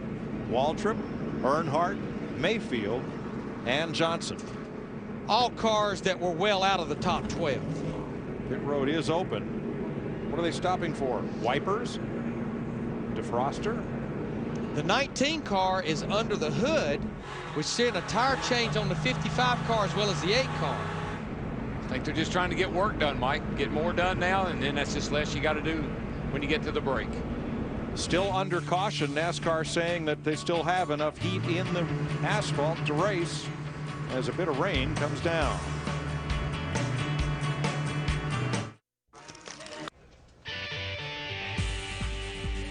Stock car racing's all-star night. Yeah, it's a little damp. It is raining again here in Concord, North Carolina. The cars have been halted under the red flag. A little shower blowing through here. Taping up the cowl intakes. Undoing the helmets and the hoses and covering the cars up briefly, we hope. Now, we're 6 laps away from what would be the end of the first segment right now with Kyle Busch leading. As we've talked about, a lot of differences in rules. You can actually work on your cars here under the red flag, and that could be good news for some of these cars. You can see right there they're working on Scott Riggs' car, the 10 car. Now remember, he is a lap down. Yeah, and Mike, you know, when the 48 and some of the others 8, some of them came on pit road a while ago, you said, why would he be doing that now?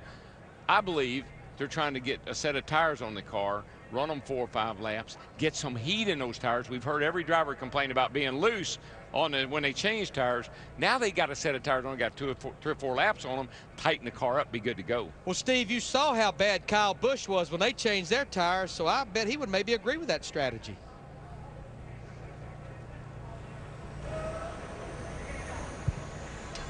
Let's find out, Larry Mack. Kyle Busch just got out of the race car. Now, we heard you say that it was good to start, then it went loose, and then it went tight. Did you find the same thing last night when you won the truck race, or is it different? Yeah, the same thing happened with us last night through the tire run, but it was nowhere near as dramatic. You know, we started out about a 2 tight, and then it went about a 2 loose, and then now it's about a 3 tight. So it's kind of going back and forth across the board. But, you know, last night I never got past a 1 tight to a 1 loose to back to a 1 tight. So I don't know what it is, but, you know, the Kellogg Chevrolet's handling pretty good right now. We were starting to pull back away from those guys, but they're just killing us in the beginning of the run. We got to work on something in order to make ourselves better, because we only got to run another 30 and then a 20-lap segment, so we got to get going in the beginning.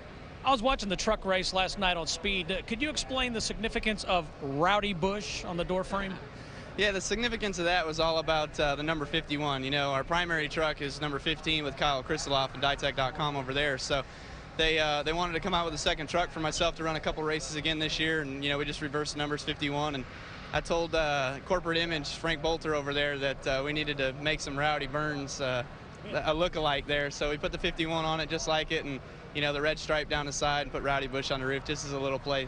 By the way, great style points during driver intros, you and the team. That was very nice. Yeah, that was awesome. Rick Pigeon came up with that one. That was pretty funny. He's our stunt coordinator now, so the Jack man there. It was kind of cool. I think we might have won the award there for that, but we need to win the big award here at the end of the night, $1 million.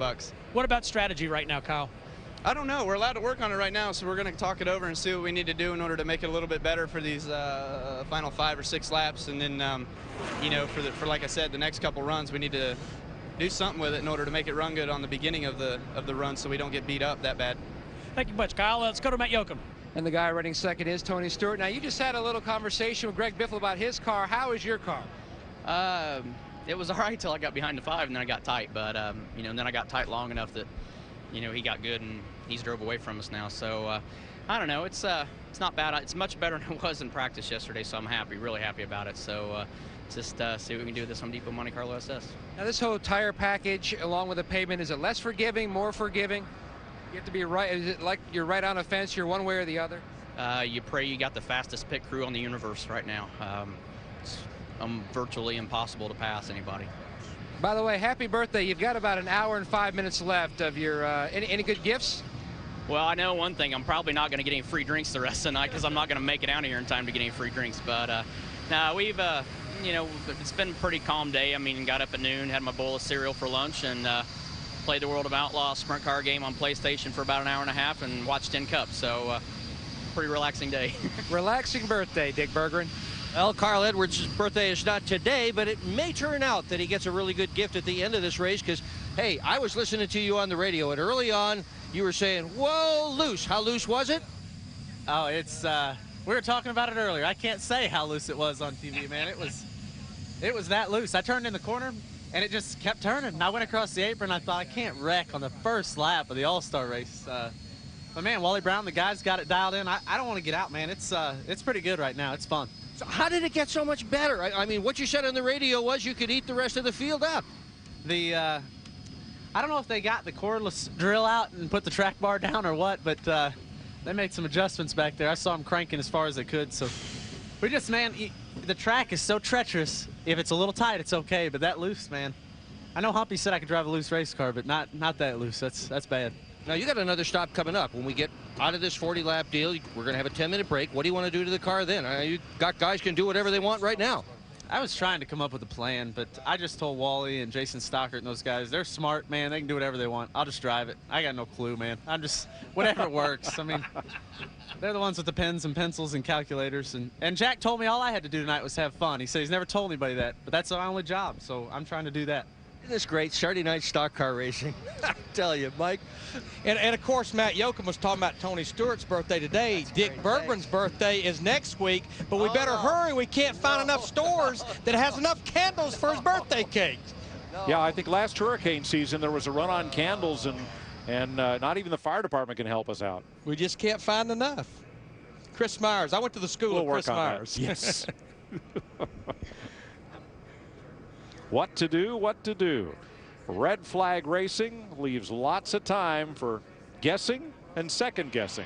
I like Carl Edwards. I ain't got a clue. I'm just going to drive it. I'm just here to drive it. All right. Love that guy. First two segments, they're just a couple of heat races. Oh, yeah. We got that 20-lap feature a little later on. Get that trophy dash, baby. There is Johnson, who will restart 8th row inside.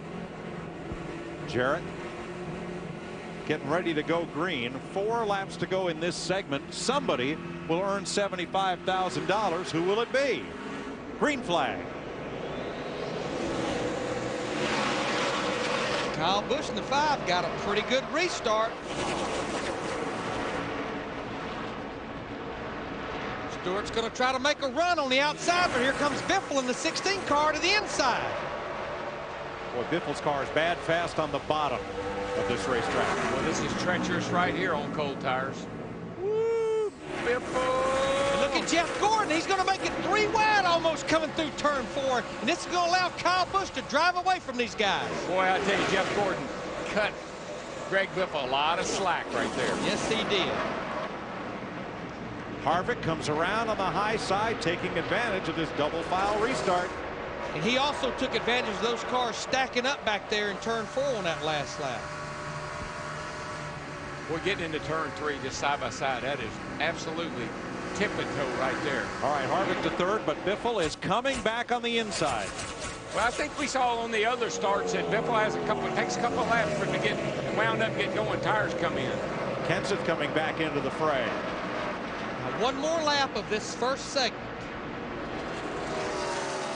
And remember, not only is that a battle for 3rd right there, that's a battle for $10,000 who finishes 3rd in this first segment. Hey, Larry, guess where the 48 is? He has made his way up to 11th position and still a-coming. If they invert 6, it'll put Kenseth on pole as we complete 40 laps. If they invert 12, it'll put Jimmy Johnson on the front row. Along with Dale Jarrett. Now there's the caution right there. If they invert 10, Mark Martin and Ryan Newman go to the front row. Should they invert 8 cars, Carl Edwards and Casey Kane go to the front row. And if they invert 6, well, Jeff Gordon passed Harvick on that lap, so it would be Harvick and Kenseth on the front row. So Kyle Busch is $75,000 richer, Tony Stewart $20,000 richer, and Greg Biffle $10,000. And he has this to look forward to, starting 6th or 12th. So when we come back, Chris Myers will answer his phone and find out who starts up front in segment 2. Chili Peppers are getting warmed up for their performance here tonight. The pit crews are hard at work. Hood up on Matt Kenseth, among others, during this break. Here's Steve Burns. Mike, Kyle Busch said he wanted just a small track bar adjustment, and Alan Gustafson and some of the crew talking about making some adjustment to the tape configuration on the nose of the Chevrolet. Matt? And Greg Zipadelli is talking to his driver, Tony Stewart. Now, using the fact that this is an all-star event and there is an intermission, they actually swapped the front changer with the rear and the tire carriers just to have a little bit of fun. And you can see Paul Leppa and Al Schuford, the two pit crew coaches, laughing with the guys. But Stewart said basically the same problem that he had earlier, he is still having. Aero tight. Dick? Well, Matt Kenseth is pretty happy with his race car. Wasn't at the beginning of this event. He had problems with it both being loose and also being tight as well. Right now, we got a couple of mechanics under the hood working on the upper control arms of the car. But he did say that the car was perfectly fine, just a little bit loose, but okay, no big deal. Happy with it. They did not change tires. Chris Myers. All right, thanks, Dick. At victory lane, 50 more laps, and somebody will be in here with $1 million. Some lucky driver. Pat Sajak couldn't make it tonight. He's spinning a wheel. We're watching the wheels spin. Time to play the inversion game here on FX. And what we did was the 140,000 plus fans got to vote on their Nextel Sprint cellular phone. These were the 4 choices of NASCAR FX personalities: Mike Joy, Larry McReynolds, Darrell Waltrip, Jeff Hammond, and they had to vote one ahead of the rest, and that phone is the one we answer. We flip that up. It has a number anywhere from 6 through 12, as the guys have been telling you, and that's the inversion. That's how we'll flip it. So let's see. We got a busy signal. We got a call waiting, and here we go. The percentages favor. That's correct, right? 70% at the last moment, a DW landslide. So Darrell Waltrip, and the inversion number is 10, just like that. So it's not the maximum, but that would mean, guys, that Ryan Newman goes to the front and Mark Martin right behind him. So Kyle Busch and Tony Stewart get thrown to the back. So our guys will run through the entire field, another 30-lap segment, then a 20-lap segment, and you'll get your big winner on All-Star Night here at Lowe's Motor Speedway. Coming up, the Red Hot Chili Peppers. Their album debuted #1, Stadium Arcadium. They'll perform, and we'll continue to bring you racing from Charlotte. If you're welcome back to Lowe's Motor Speedway. Segment 1 is over in Stock Car Racing's All-Star Night. Kyle Busch, the leader in the Nextel All-Star Challenge. I didn't think anything could rock this place louder than the sound of 20 or 43 NASCAR Nextel Cup cars. And Chris, I could be wrong. Yeah, the Red Hot Chili Peppers, who came out earlier tonight, certainly donated and signed a guitar that was part of a charity. Kyle Petty, who was the driver who was voted in. Of course, Scott Riggs won his way in. And as you saw just moments ago, the inversion, as we have completed 40 laps, we have a segment of 30 and then 20. So with the magic number being 10, that's how fans voted behind DW's phone. That would put Ryan Newman up at the front as we get ready for this next segment. The Red Hot Chili Peppers, Stadium Arcadium, their debut album, it came out, well, it's their album debut here that's #1 in the world, and Danny California is the song that they're going to perform for the crowd here tonight. So let's welcome the Red Hot Chili Peppers. Let your heart be free. Ow!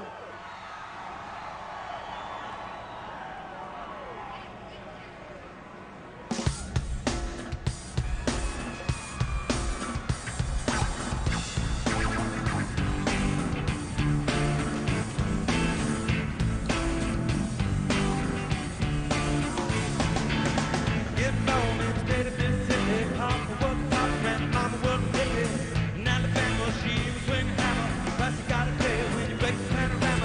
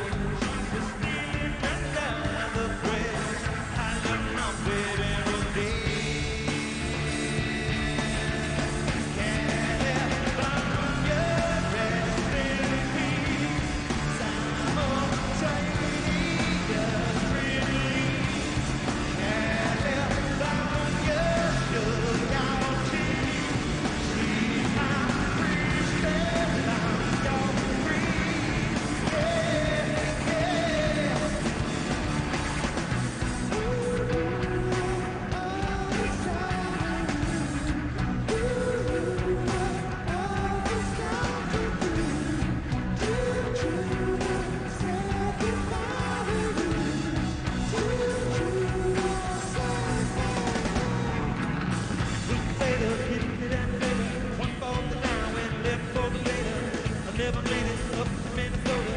No total man was a gunner for the quota. Down in my bag, saving up gas for last. Did on rivers when I land. Gone to bed. California, rest in peace. Time for change, just release.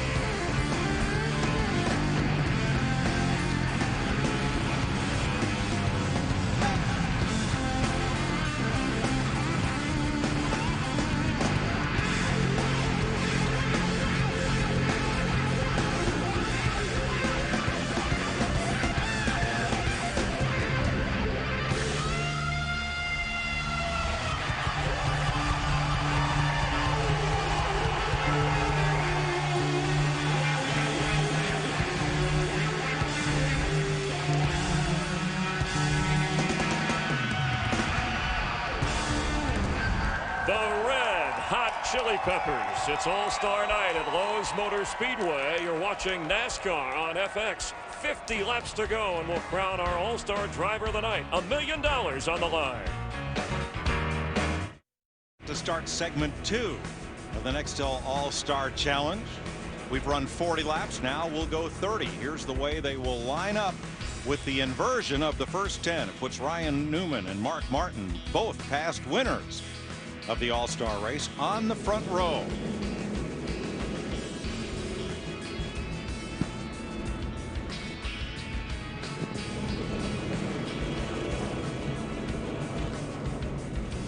And we're going to hold for one lap before we go green. Kyle Busch, leader at the end of the first segment, gets bumped back to 10th starting spot. But remember, it's double file restart, so that puts him back to 5th on the outside lane. Heard a little bit more of arrow tight behind other cars tonight than I've been hearing lately. Than we've heard in a couple of years, really. Yeah, I hadn't heard that complaint for a while.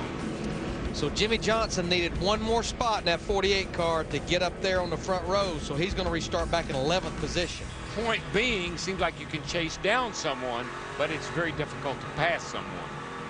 30 laps for segment 2. Caution laps count. All restarts double file, and the leader at the end of segment 2, $75,000. Dick Berggren. Mark Martin benefits from the inversion. He will restart in second position with a car that's just a little bit tight. Matt Kenseth's crew late in the break decided to change tires, Steve.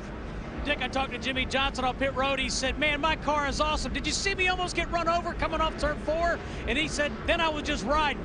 Our car is awesome. Matt?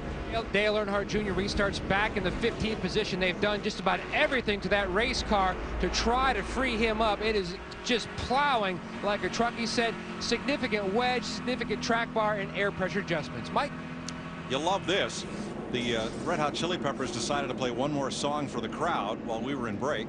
The lights from the stage were blinding the drivers, so we had to go one more lap of caution before we could get this race back underway. Now we're ready. Yeah, and since it's all about winning, I mean, if you're back in there, your car's junk and you're not very good, basically you just use this for a test session.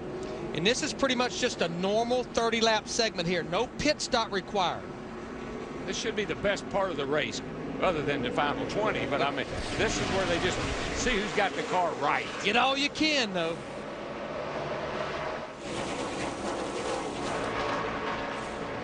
Scott Riggs at the tail of the field, 1 lap down. Lap down cars have to start at the back on every restart. Martin Earnhardt Jr. restarted back in the 15th position. And Mark Martin takes the lead into 3. Well, they're stacking up coming off of 4, and we've seen a lot of trouble here. Everybody gets off there pretty clean. Kane gets a great run under Newman. Our pole sitter in the 9 car takes over the 2nd position. Carl Edwards in that 99 trying to follow him. Boy, Stewart got under Busch. Kenseth slipped up, and Tony Stewart grabbed 2 quick spots. And it like they've been big as they're 3 wide down the back straightaway. Kevin Harvick in the 29 on the inside. Yikes. They had to be 2 wide by the time they got to turn 3. Again, that's a little bit of courtesy on Carl Edwards' part. Guys are being pretty kind to each other right now. Got to believe that's probably going to change before the night ends. Johnson restarted 11th. He is up to 7th. Riding with him right here. And he's blowing the stickers off that car. It's so fast, Larry. It's gone now. Here's a battle for 3rd. Ryan Newman in the 12th car. Remember, his car was not very good in that first segment. A lot of pressure from Kevin Harvick in the 29. Harvick's there. He's got the nose alongside. He's going to make the trouble. pass. Last car in line, Michael Waltrip slams the wall near start finish. Hard lick. Caution will be out. Hey, that thing he has no brakes. He's got no throttle, brakes. I think maybe hung.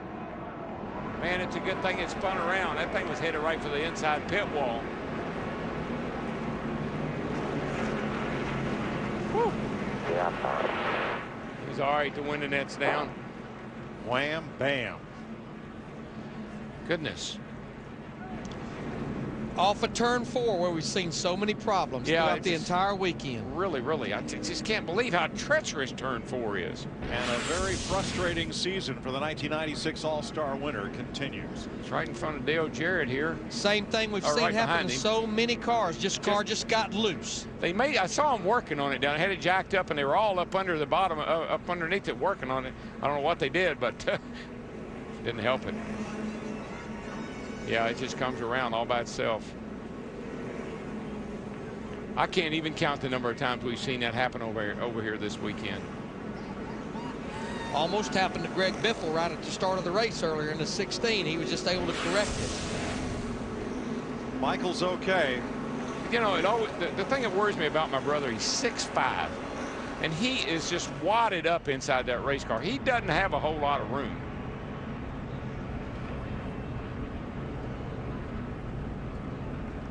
And he will join Kurt Busch in the garage. They call them soft walls. They're hard. Still pretty hard. Tear up your car.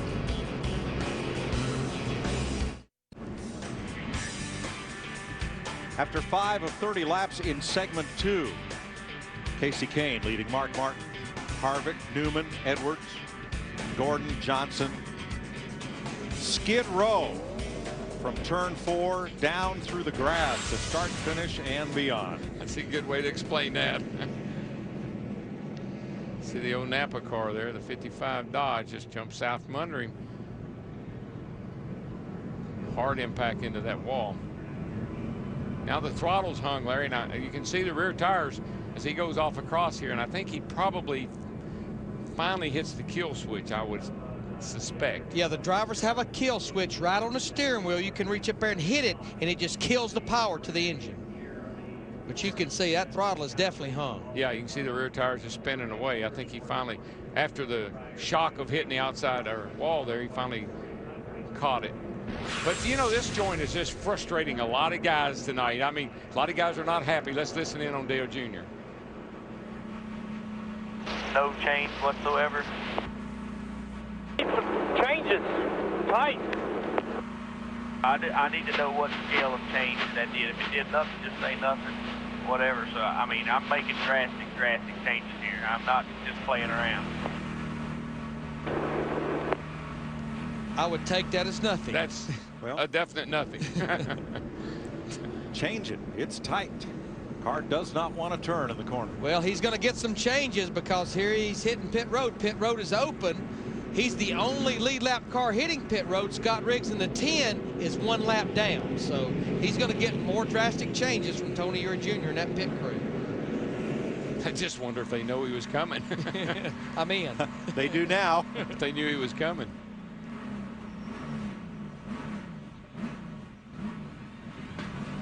As we watch Junior's pit stop, Dick Berggren has caught up with Michael Waltrip. Michael, an awfully hard hit. Did that have anything to do with the throttle hanging open? I just tried to pedal it and just got away from me. I know why everybody's been spinning out now. We loosened my car up a whole lot, and I just that quick it got away from me. A real setback for our team. This was a car that we were learning about. It had a good feeling in the front end. It was just too tight. You know, I was looking forward to taking it home and working on the Napa Dodge and getting it ready to come back next week. But I believe we'll have to bring another one now. That was a mistake that was on top of me. You know, we put a bunch of spring rubbers in both her springs, and she got loose. Glad you're okay. Thanks, Michael. Thanks, Dick. Waltrip joins Kurt Busch in the garage, so 18 cars will take this restart. We've completed 47 of the 90 laps we'll run tonight. The scoring monitor at the top of your screen says 8 of 30, and those are the laps in segment 2. That invert really kind of shakes things up, doesn't it? Yeah. I mean, we got guys up here, Mark Martin, Casey Kane, Kevin Harvick, guys that we haven't talked much about in the first 40 laps. And Kyle Busch made no move, restarted in 10th, and he's still in 10th position in the 5 car that was the leader at the end of the first segment. Yeah, he got messed up over there off of turn 2 when somebody wadded up in front of him. He had to really take evasive action. Cost him a bunch of spots. The car that was coming at the time of the flag, Jimmy Johnson. Oh, There it is, trouble, hard on the guys. outside wall. Man. Kane and Martin. And here they are, all kinds. This is the big one we have in the All-Star race. Tony Stewart. Stewart had it missed, and Jeremy Mayfield came across track into him. He didn't get kept quite a bit of damage, but here's the guys that made it through right here. The 48 car, Jimmy Johnson being one of them. Does he live a charmed life? He had just made the pass to the inside when Kane and Mark Martin up front got together and into the outside wall. His teammate didn't come out too badly either. Jeff Gordon, Mark Martin's car is destroyed. Tony's got quite a bit of damage. Left front, especially. Left front and rear. He got hit from behind. And right behind him, Greg Biffle, a 16 car, could see a lot of damage on his right front. There's Kyle Busch. We just talked about him. Both ends of that race car. You know, back in my day, those inverts on the features usually resulted in similar results. Jamie McMurray, the 26 car, involved in that early crash coming off turn 4. He had stayed on the lead lap, and look at this car. Look at Jeremy Mayfield's car. How does McMurray even see where to go with that hood up like that? Casey Kane just gets loose. He gets pushing up here off of turn 2, and he gets into Mark. And you see him, he gets loose right there, and here he comes into Mark, and they both go in the wall. And nowhere for Mark to go, and they start stacking up behind him. You see Biffle and Kyle Busch getting together. There you see McMurray and Mayfield. Tony had it missed and got tagged. Yeah, he got hit from behind by Jeremy Mayfield, and he got hit really hard.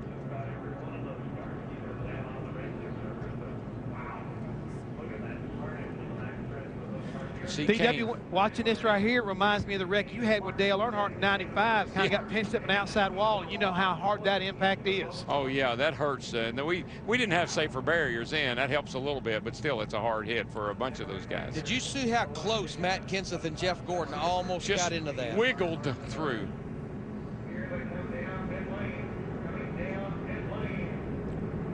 Here's Matt. Mike Casey's going to take the car to the garage. They have a hole in the radiator. The water was already up to 250. Yes, I'm going to tell you exactly what he said. Basically, that was simply the car was in the racetrack, and then it wasn't. I had absolutely no grip, and away it went. Well, we've talked about it all night. I mean, from the get-go, these restarts were going to be treacherous.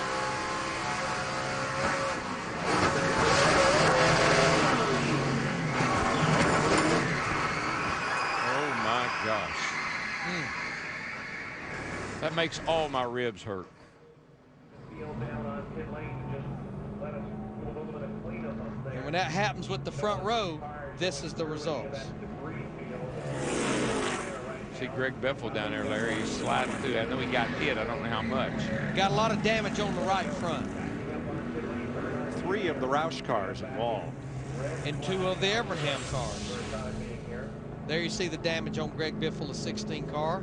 And because the lapped cars have to restart all the way in the back, you have virtually no chance of getting a lap back from the leader. you might as well go to the house. Steve? And Mike, just listening to Greg Biffle talk to Doug Richert, and Greg's point is if they have too much aerodynamic damage, he said, we're not going to beat those guys with a torn up race car. Let's just put the wheels on it and put it back in the garage. They just don't, there's too much damage for them to be competitive, Matt. A lot of damage to the rear of Tony Stewart's Chevrolet, Steve. He asked who was it that hit him. It felt like it was at full speed. A lot of cosmetic damage there. Also, Greg Zipadelli is surveying the damage on the left front fender. A lot of bare bond tape, trying to piece together what they have left of that front fender, Dick. It's amazing that Casey Kane was able to drive what is left of his race car into the garage area, but he has done just that. Been pretty much staring off into the distance since you got here. What's your make on what happened out there? You know, I thought we had a good car. We got to the front there and just had a car. I just trying to race with Mark there and just lost grip. I mean, it was all there, everything's great, and then gone just like that. So it's tough, man. There's not a lot of grip out there, and when a car's tucked up beside you, there's just I thought everything was great. Next thing I knew, I was backwards, and that's not good when you're in front of the whole race pack. Well, we're glad you're okay. This garage is absolutely full of wreckage, Mike. It's an amazing sight down here. Well, it is a fairly common occurrence in the All-Star race that we have incidents that involve multiple cars and send them to the garage. There's just too many things going on at this weekend. Hard tires and all the other things that drivers are having to deal with. And then, of course, these double foul restarts, inverts, just a lot of things. Boy, Ryan Newman in that 12 was another lucky driver that just barely got through. But look at Kyle Busch, how many times that race car gets hit the 5 car. Now we're watching Mayfield to answer Tony Stewart's question. It was Mayfield that got into Stewart, but it looked as if he got turned by contact with Biffle and then came across. I tell you, guy, watch this. There goes Jimmy Johnson through. Kurt Busch, but watch Jeff Gordon. See, Tony's got it missed. And wham. From Mayfield, the 19 coming up off the bottom. He probably did feel like he got hit running wide open because Mayfield was basically coming back across the racetrack.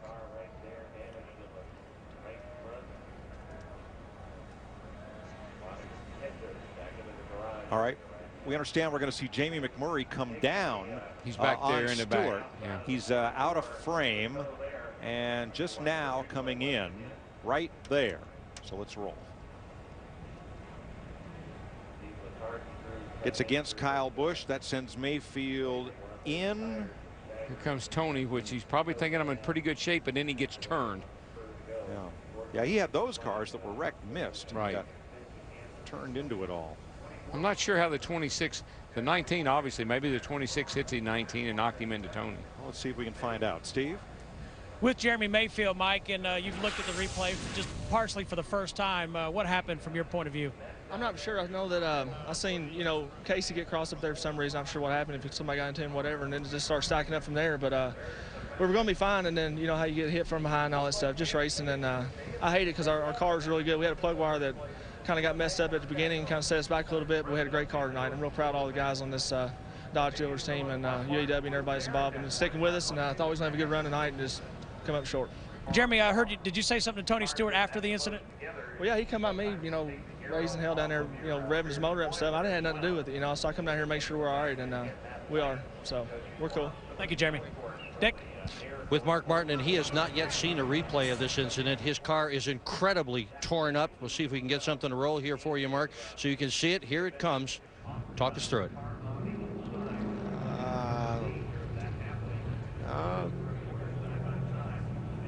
I can't tell from that angle, but just looks like Casey slid up into me. I don't know.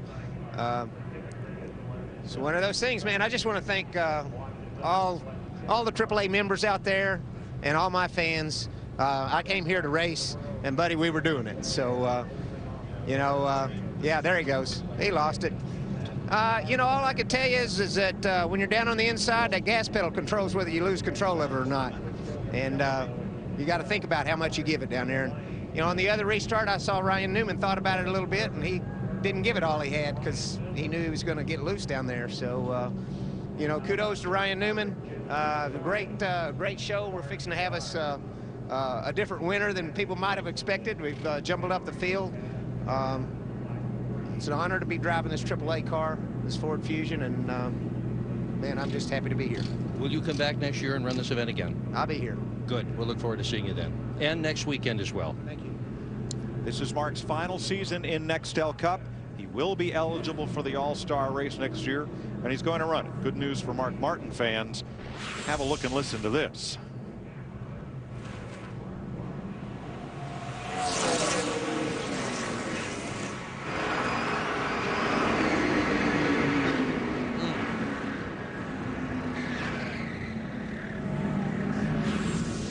Caution flag is out. The field pulls off of pit road.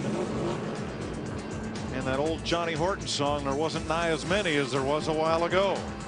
Doing a lot of stopping and starting, though. Get her going. Segment 2 of the Nextel All-Star Challenge, 11 of 30 laps down. In the garage, Greg Biffle, Casey Kane, Mark Martin, Jeremy Mayfield, Jamie McMurray from this crash. And listen to the dialogue between Ryan Newman and his spotter. Clear, man. 10-4. I don't know how you did that. I couldn't even see it come through it. Beautiful, bud. I saw it coming. He had a bird's eye view. A ringside seat. Watch that purple and black car. Up on the outside, right behind the two guys that wreck. They just happened to give him enough room to get by. There wasn't a whole lot a spotter could do there for him. He had a much better view than the spotter.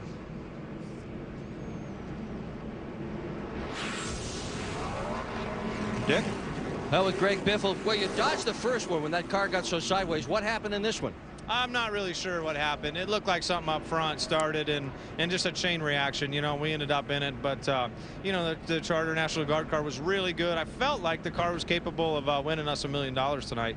It ran very well. Just, you know, kind of taking my time and going to work my way up there. And it's unfortunate. Somebody probably just got loose, you know, because I got loose, very loose at the beginning. Tony Stewart got very loose, so probably got away from somebody and weren't able to save it. From $1 million payday to the junkyard. Wow. Talk about ups and downs. Welcome to big time stock car racing. From 0 to 0 in the blink of an eye. Yeah, that was a big hit for Jack Rouse right there. Three of his cars involved, plus the little bit of damage that Matt Kenseth, the 17 car, received. Oh, by the way, Mr. Jimmy Johnson, who at one point was caught speeding on pit road, he's up to third now in that 48 car. Went from nearly a lap down now to third place and coming. And I think he's called his banker too. Harvick and Edwards front row. Here we go. So we've got 12 cars out there on the racetrack. One of those cars, Scott Riggs, in the 10 is a lap down. 11 cars on the lead lap.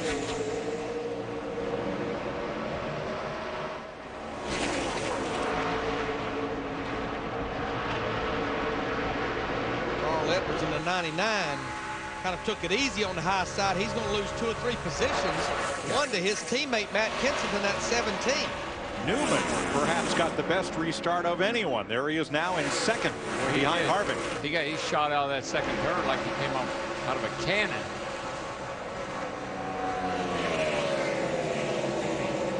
It just takes these cars a couple of 3 laps to pick up enough grip to where they can be aggressive. And Carl Edwards continued to lose. Yeah, he just took off up the hill, you know. I tell you what, I'll be anxious to see how Tony Stewart in that 20 car runs. He took a hard lick in that left front. And Jeff Gordon went from 5th to 11th in 1 lap. Yeah, Jeff's not happy with his car, obviously. Dale Earnhardt Jr. in the 8 car, followed by Bobby Labonte in the 43 car. Tell you what, boys. I don't know what they did to that 8 car, but they also helped it a lot too. Remember, they pitted right after this segment started when they got a caution, made major adjustments on that race car.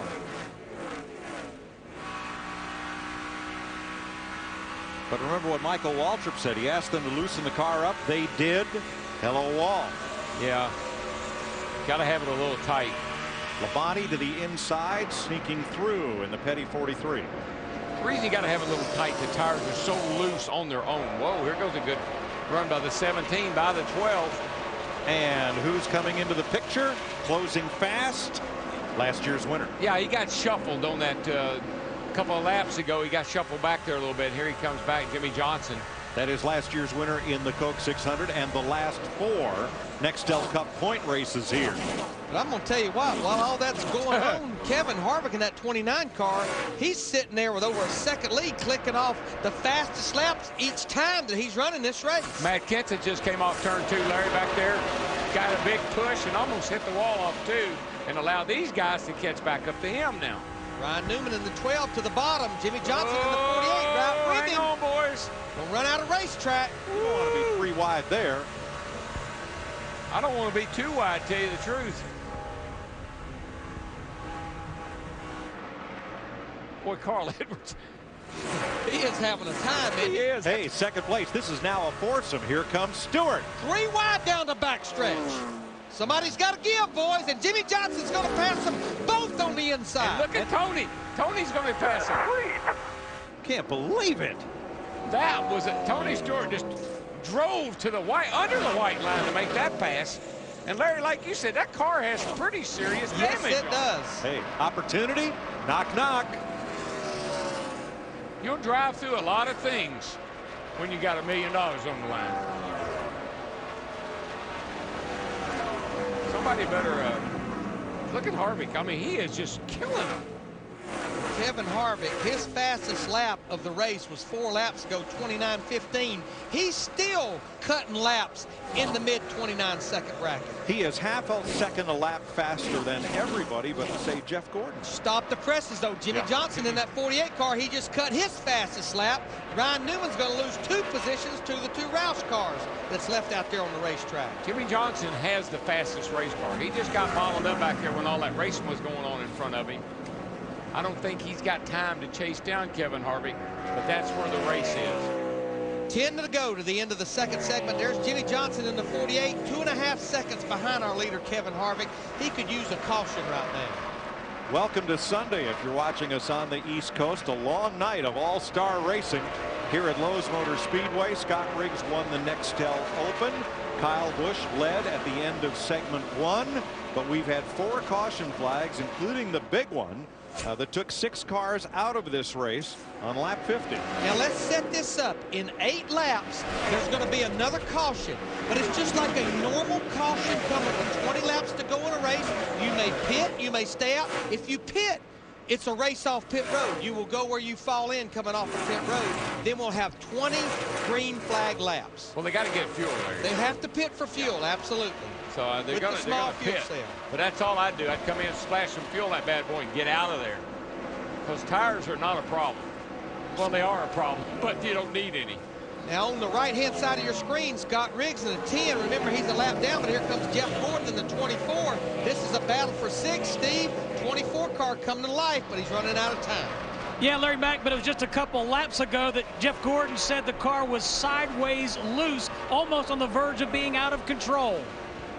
These tires take a while to come in, like we've said all evening, and a car can be bad and get better. Yeah, we've seen that time and time again. These restarts are just, some of these guys just can't go anywhere and for 4 or 5 laps, and they get where they can drive it. So I think that supports what you said. When they hit pit road, when that caution comes out in about 4 laps, 4 to 5 laps, I think that's, you'll see fuel just enough to go to the end. Tony Stewart backing up into the clutches of Carl Edwards in the 99. I am so surprised at how well that 20 car is running, because we saw him go right through the middle of that whole melee over there with cars bouncing off of him. The left front, they had to bang it out. The rear bumper cover was all torn up. Loose behind him. 4 copy. That was Carl Edwards in the 99. Unlike what we've been hearing about the aero push, he's saying he's actually a little bit loose behind Tony Stewart, the 20 car. It's interesting to watch timing and scoring here. Jeff Gordon, who was about to wreck just a few laps ago, is now the fastest car on the racetrack. Edwards makes the pass for 3rd on Tony Stewart. Kevin Harvick's lead now 2.5 seconds over Jimmy Johnson. This battle is 2.5 seconds baby. Yours. behind that. It was 4 laps to Tire go. management now, Carl. Tire management. 3 to go. We can't do anything but the tire management. That's Bobby Hudson, his spotter. And what that tells me, don't abuse these tires, because you know what? When we pit, we don't plan on changing them. But right now, our top two, Kevin Harvick, Jimmy Johnson, with 3 laps to go, their lap times are almost mirroring each other. I think they're just looking for that caution. Who can win the battle off pit road when these guys pit? I think they're taking care of their tires right now, too. That's all Jimmy Johnson's doing. Okay, I got behind here. Let me get caught up on this when we go back to the 20 to go. Now, their lap times are only about 0.3 of a second slower than they were, say, 10 laps ago. I really believe, I mean, those are 2 great cars, the 29 and 48, but if they could help that 99 car just a little bit, watch out. Jeff Gordon in the 24 car putting pressure on Matt Kenseth in the 17, as well as Tony Stewart in the 20. I believe the damage on Tony's car is starting to show up now. I mean, I think he was just probably running on tires, and they start to abuse them. But Darrell, it's almost like Matt Kenseth caught Tony Stewart, like we've seen a lot tonight, couldn't go by him. Seems like Jeff, seems to be that aero problem. Whoa, Jeff had a big twitch there. And then, see, that's the other thing we've seen time and time again. He almost hit the wall off before then. May have, no, he didn't. But it's like you got grip, zoom, it's gone. Now, after all of the cars come back around and take this next lap and they cross the start-finish line, we will see that caution displayed. Pace car will pick the field up. Everyone will have the option of making pit stops. And the best news for fellas like Jeff Gordon, Ryan Newman, Bobby Labonte is the next restart, double final. Yes, sir. Harvick leads lap 70, running right at 30 seconds. Rest of the field coming across. And then we'll get Jeff what could be the final caution flag of the night. Mike, it might be the final caution flag of the night, but for a lot of these teams, and listen to you guys talk, watching that scoring monitor, it tells me I've got an idea what it's going to take to be able to beat Kevin Harvick right now as the caution flag does come out to get ready to set up the final segment. So if I'm not that good, guys, I'm coming down on pit road, and I'm going to make a lot of adjustments, hoping the double file restart, and maybe those adjustments give me a chance to maybe get up there and challenge for this win. This is the first time in the history of the Nextel All-Star Challenge that Kevin Harvick has been a segment leader. He'll bank $75,000. Jimmy Johnson, $20,000. Carl Edwards, $10,000. And for our fans that got off at midnight that just joined us, the teams are running a small fuel cell here. We just ran a 30-lap segment. They will have to come to pit road to at least get fuel. We mean for the fans who just got home from their local Saturday night short track. There you go. Yeah, or a movie or a dinner or wherever you were. You should have been at your local Saturday night short track. That's what we're saying. I think they're all still there watching on the big screen. There you go. I like that. I know they are in Irwindale, California, out at that beautiful speedway there. Bob DeFazio was here the other day. So they were going to show the Nextel All-Star Challenge and then start their Saturday night race program. It's going to be a little late tonight. They'd probably like for us to hurry up and get finished too. Darrell, I honestly believe we're going to see several different strategies here. I think we'll see some teams change tires. I think we'll see some teams roll the dice, try to just get enough fuel in there to go to the end and try to win the battle off pit road.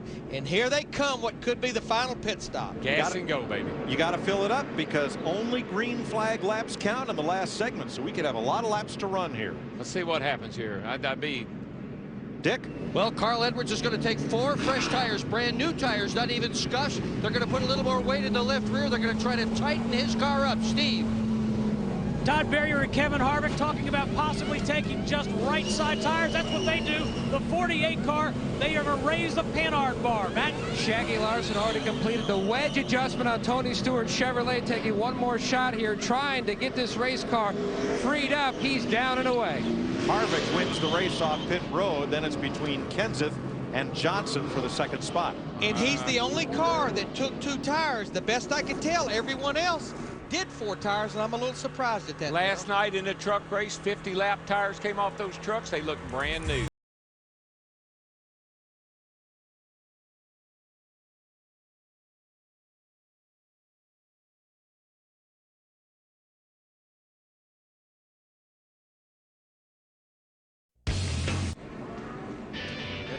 Kevin Harvick leading with 20 laps to go. Last time a Richard Childress car won the All-Star race, 1993, the late great Dale Earnhardt. We still have 20 laps to go, and let's recap with Jeff Hammond, Chris Myers from the Hollywood Hotel. Well, the evening started with rain, about an hour and 15-minute delay. And the Nextel Open, once they got going, is Scott Riggs from the pole, led all but one lap, won the race to move into the Nextel Challenge. Kyle Petty was voted in. Red Hot Chili Peppers making a donation to charity and singing and performing here. Mark Martin in the first 40-segment lap involved in a couple of scrapes. Kyle Busch winning that. The inversion game, though, put Ryan Newman to the front. Once we got back to racing, Jeff Hammond, it looks like Kane and Martin and 7 cars involved. Yeah, it was a big one, as they say.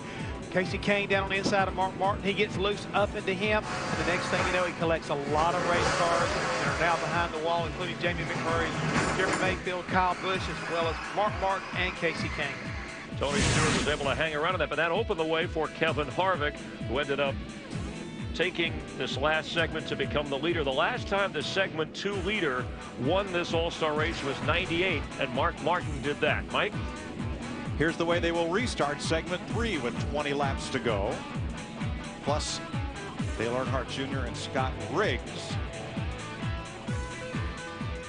And here we go. 20 laps, only green flag laps count in this final segment. Folks, all that other stuff that happened didn't count.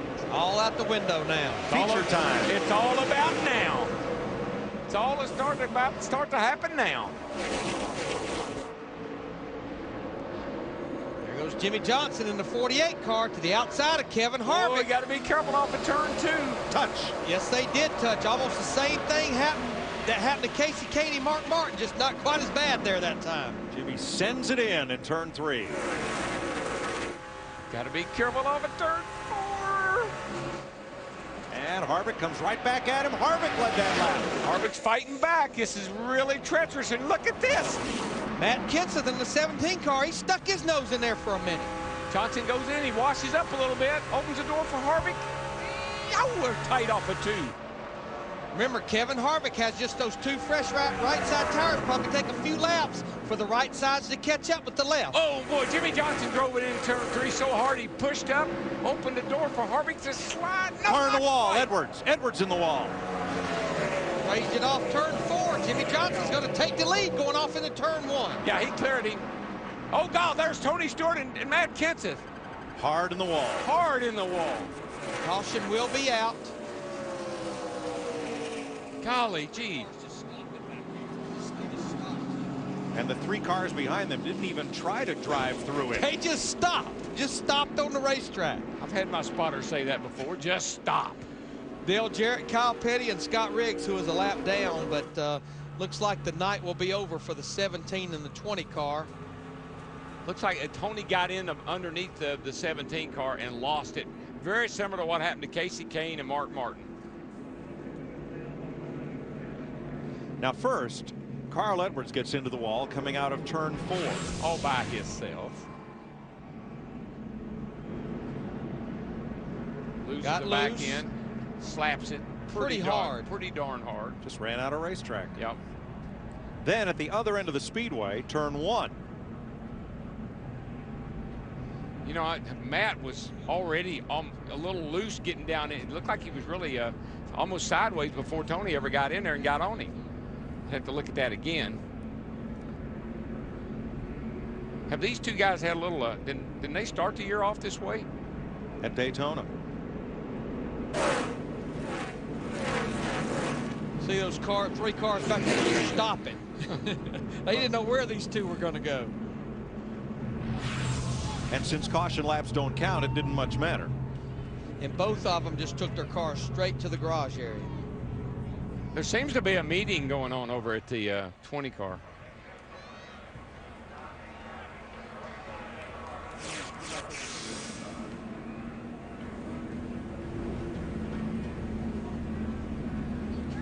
Tony Stewart, twice a series champion, won't see victory lane tonight.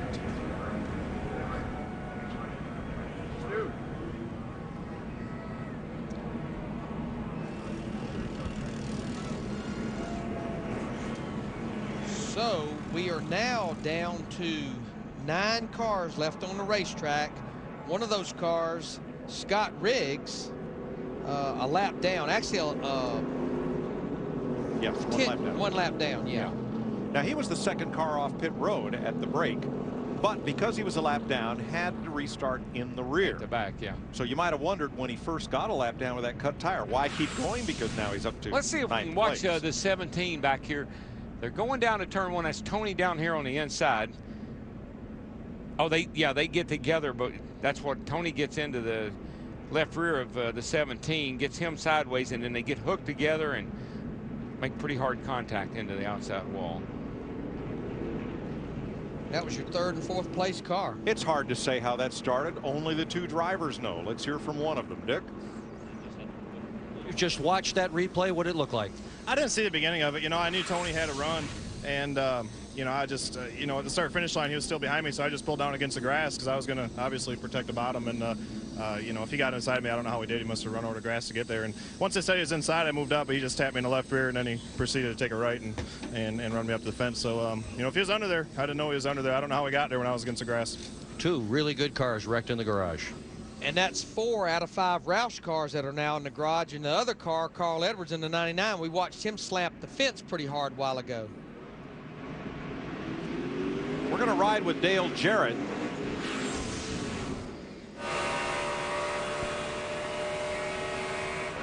One back to the 45 following. There's the wreck. Back it down, back it down. You want to stay low now. You got one below you. Got one below you. He ain't going to take a chance. He's just going to stop. Keep rolling. Now he sees a clear path. Keep rolling. In fact, he almost got hit from behind by Kyle Petty as they were all trying to stop and avoid everything. List of cars out of the race is longer than the list of cars still in it. By process of elimination, someone's going to win $1 million. You know, it's almost like you took 20 cars and you had suitcases and a bunch of pretty girls and a guy with no hair and an earring, and take your pick. And I wish you'd look who's going to start on the outside of the second row. Bobby Labonte in the 43 car. But, Steve, how about Jimmy Johnson in that 48? Yeah, Larry, you guys are going to have to help me out here.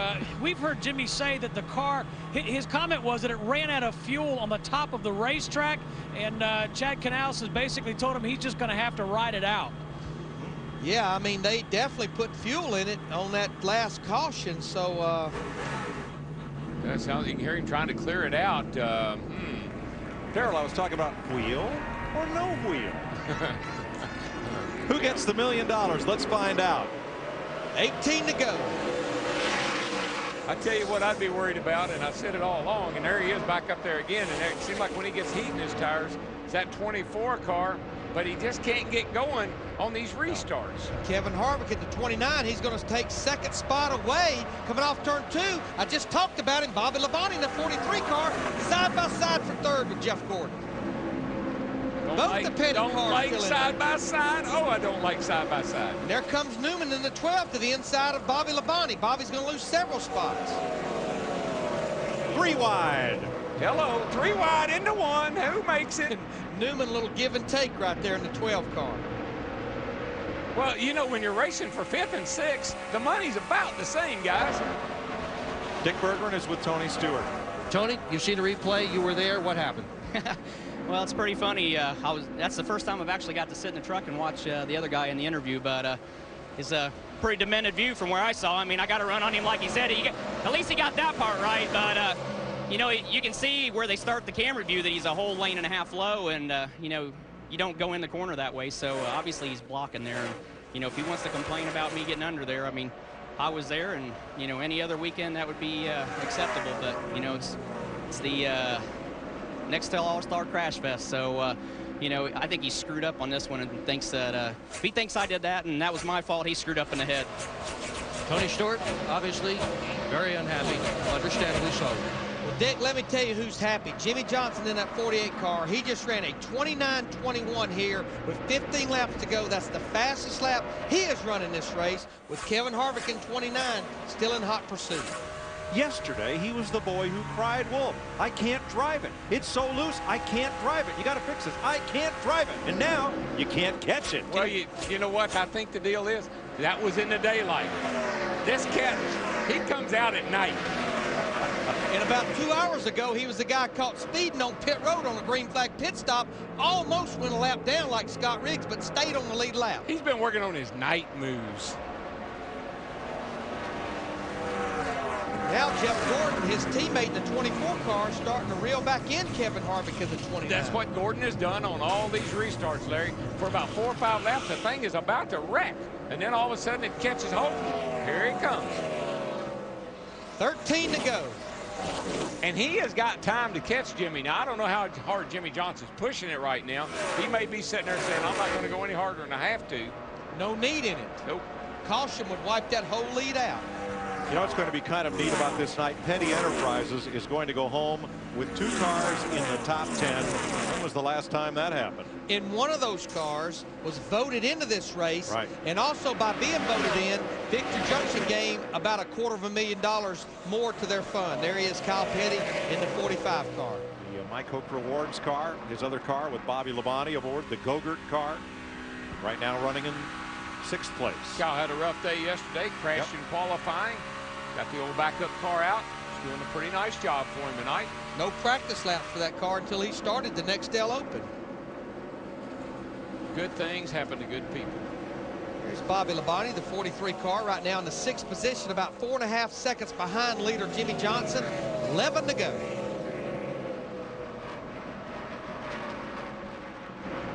Bobby Labonte, he knows how to get around Charlotte. I mean, just think about the 600 last year.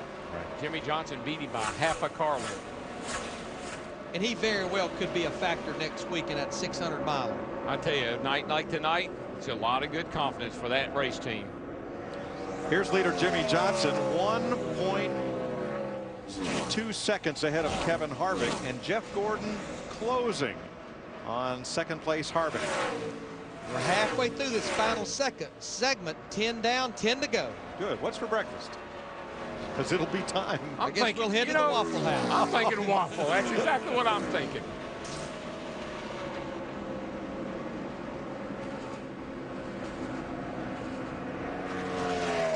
Car around. Scott Riggs, turn 4. Tire problem, hangs on.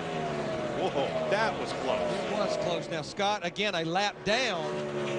I'm not so sure after that one if I wouldn't just say, why don't we bring that thing on in here? Yeah, I didn't see a tire down. I think he just lost it. He didn't hit anything. He just. It looked like he dropped a right rear, Darrell. Take a look here. Well, it's just what these cars have been doing, Mike. They just get, all of a sudden, they snap loose. Wow. That's what happened to Casey Kane. We've seen a number of guys do that off turn 4 there. They just snap loose. That's why the drivers are so uneasy and uncomfortable. False security. Right now, our top 3 cars, Jimmy Johnson, Kevin Harvick in the 29, Jeff Gordon right here in the 24. Pretty even on the stopwatch, as we'll be 7 to go this time by. I say that's a crew chief and a driver that is working the, like, you ran this, he ran that. Yep. And to Jimmy Johnson, when you say dead even with cars behind you, music to his ears. He's got a big $1 million smile on his face. And Jeff Gordon, you'll see, no longer closing on Kevin Harvick. He may settle for 3rd. He's about a second behind Harvick. You know, it just wasn't that long ago that it was just a real honor to win $1 million in a season. In a season. Now you can win it in a 90-lap race. And life is good. 6 to go. And the wheel goes round and round and round. 2976, 2980 behind you. There's that music. 10-4. The only other thing better than that is you're pulling away. Winner of the challenge in 2003 in his 5th straight appearance. Earlier this week announced that Hendrick Motorsports, Jimmy Johnson, Lowe's Corporation, they'll be together through 2010. And you know, the big news about tonight is, well, Jimmy Johnson won and he won $1 million. But the bigger news is going to be when somebody beats that 48 car over here, because they have just been unbeatable. 4 straight point race wins in Nextel Cup. Watch this. Dale Earnhardt Jr. in the 8 car battling Kyle Petty in the 45 for 8th position. got loose coming off turn 4, but he was able to save it. And last time off turn 2, Ryan Newman climbed the hill. I think we've seen that and we've heard that so much tonight. I've got grip, I've got grip. Oh, I don't have grip. Exactly. Heard it from Casey Kane, who triggered the big one coming out of turn 2. We have heard about it, and we also have seen it. We have witnessed it. 3 to go for Jimmy Johnson, the 48 car. See Ryan Newman here in the 12 in the 5th position right now. Not a lot of pressure from behind with Bobby Labonte. It's been 7 years since we had a repeat winner in the All-Star race. This will be 3 years since Jimmy Johnson's last win in this Nextel Challenge. There you see as they'll come around 2 laps to go. It's Jimmy Johnson back to his teammate Jeff Gordon, the 24 car.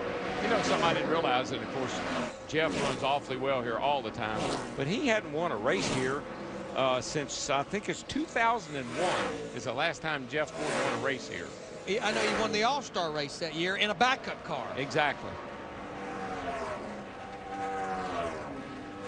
I'm sure all of these teams, they have learned a lot headed into the longest race of the season next week. Well, they may have learned a lot, but they're also going to have to bring back a different car. A bunch of them are. White flag in the air for $1 million.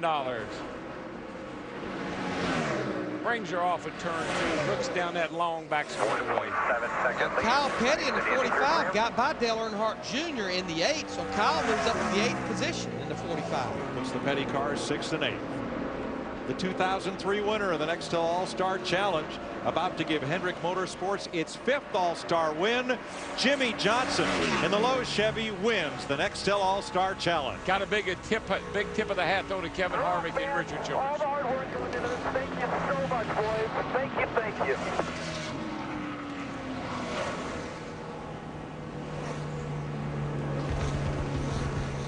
Strong second for Harvick.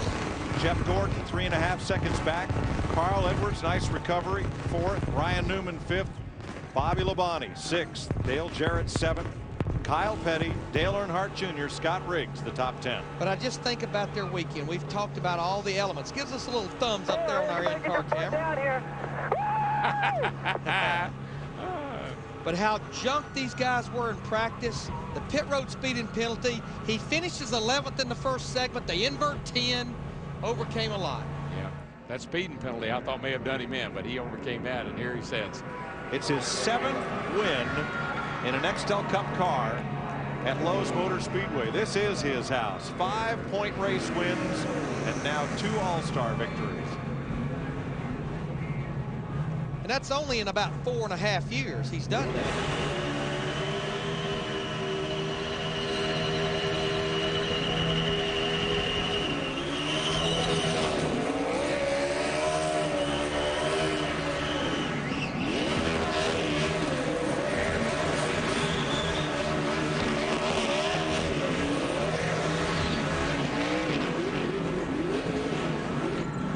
Darrell, I thought it'd be a challenge with a hard tire to do a burnout. No challenge for him.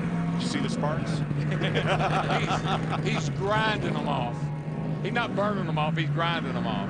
There's crew chief Chad Gnaus and Darian Grubb, who won the Daytona 500 as Jimmy Johnson's crew chief. Ooh, look at that money, boys. A lot of commas in the top 10. Kyle Petty, look at there, $123,000 he won. Folks donated, what, $250,000? Victory Junction Gang had a big night too, boys. Yes, they did. And there's Bobby Labonte in the other Petty car, $100 grand. Buy him a lot of Cheerios. And we'll be back to Lowe's Motor Speedway right after this.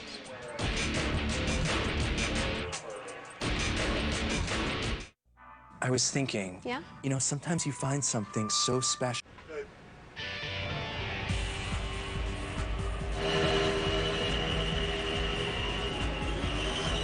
Thanks for staying with us, NASCAR and FX. King of the All-Stars. Tough to improve on this home improvement in his Lowe's Chevrolet.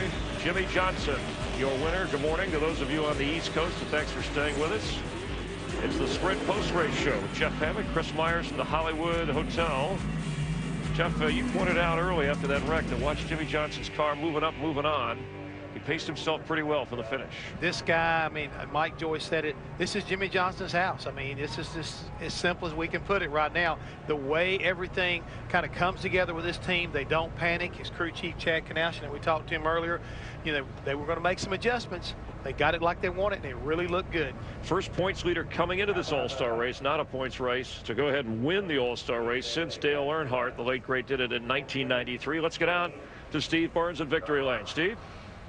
Hey, Chris, with Kevin Harvick, who finished second. And, Kevin, I heard you say, oh, this car's fast, but just not quite fast enough, I guess. Yeah, the 48 had a great car. They just, you know, were about a half a tenth better than we were. And the only chance I had was to keep beside him there, getting into turn one and keep him pinned on the bottom. But, you know, they just kind of got hooked up there, the 48 and 24, and just kind of beat us down into turn one. And 48 cleared us, and I was able to drive back around in 24. But good night for our Jim Goodwin Chevrolet. It's still rolling, so we were 0 for 5 before this. But anytime you're that close to winning, you want to win. But Todd Berry and all the guys gave us a shot to win, put 2 tires on, car still handled good. So got a good car still at the shop, so we're ready to go.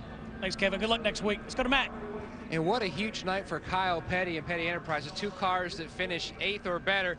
But the bigger picture, unofficially 124,000, your winnings from the race, but then the 250. Big night for Victory Junction. Yeah, it really is. Like I said, Coca-Cola, what a tremendous company, what a tremendous opportunity that they gave us, and what a tremendous opportunity the fans gave me personally, but more importantly, they're the ones that raised this $400,000. When you add up what Swans and I guess Wells Fargo and Coca-Cola and Tire Kingdom, all those guys put into it, the fans are the ones that raised this money tonight. And I probably let them down a little bit. I probably should have been a little bit better, but you know that you survived. That was the biggest. You survived. Like I told you, I said sometimes these guys get to saying it's all for the money, it's all or nothing, and they get to believe in what they say, and you end up with 8 cars running at the end of the race, and that's just the way it is. But it was a great Nextel Cup All-Star race, and hopefully the fans got what they wanted because Coca-Cola gave a bunch of kids what they wanted.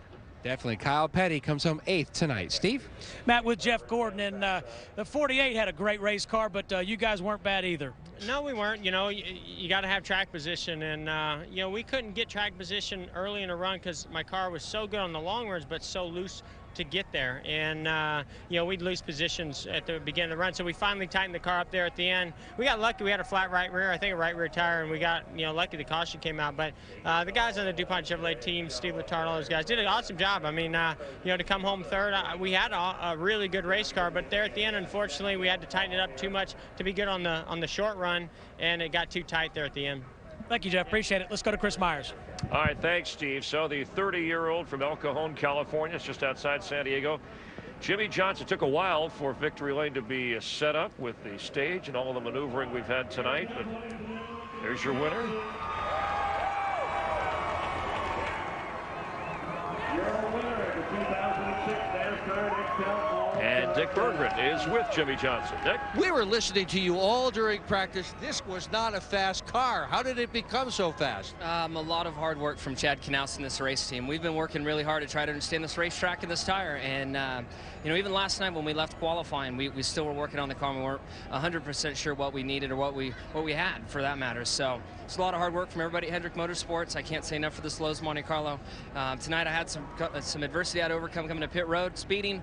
The inversion didn't work out. I thought I was in the perfect position. That didn't work, and then still came back and won this thing. When did you figure you had a chance with all the things that were going wrong? When did you figure you had a shot at this? As soon as I knew I was still on the lead lap after my pass through on pit road, then I knew I still had a shot. I really felt like I was going to catch the inversion right. It didn't work out. I'm sitting here trying to think about this racetrack and what happens here at Lowe's Motor Speedway, and I don't know what it is, but when the money's on the line, this race team steps up and we get it done. He's $1 million richer, and he hung on to this car no matter how sideways it was, Chris.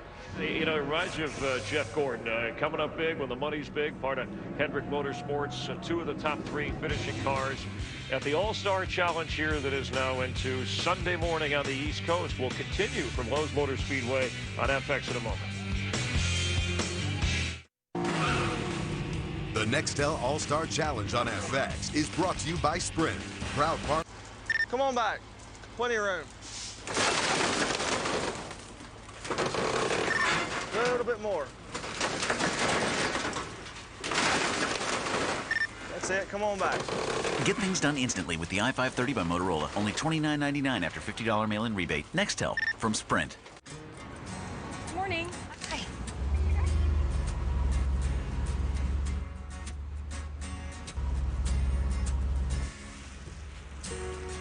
That'll be $20.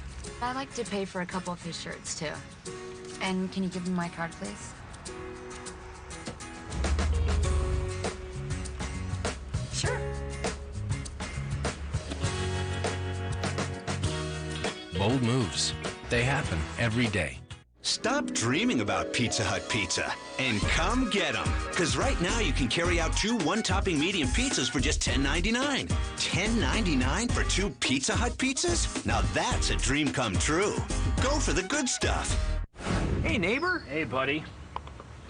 Mobile Clean 5000, huh? This here stuff's the real deal. It protects for 5,000 miles. Tougher men demand a tougher oil. Tough stuff. Mobile Clean 5000. It's the only conventional oil tough enough to guarantee protection of critical engine parts for 5,000 miles. Mobile Clean 5000. Seriously, tough oil. I'm Dale Earnhardt Jr. Welcome to a new generation of Wrangler. New fits. New comfort. New styles. Wrangler Jeans Company. A new generation of Wrangler. New fits, new comfort, new styles.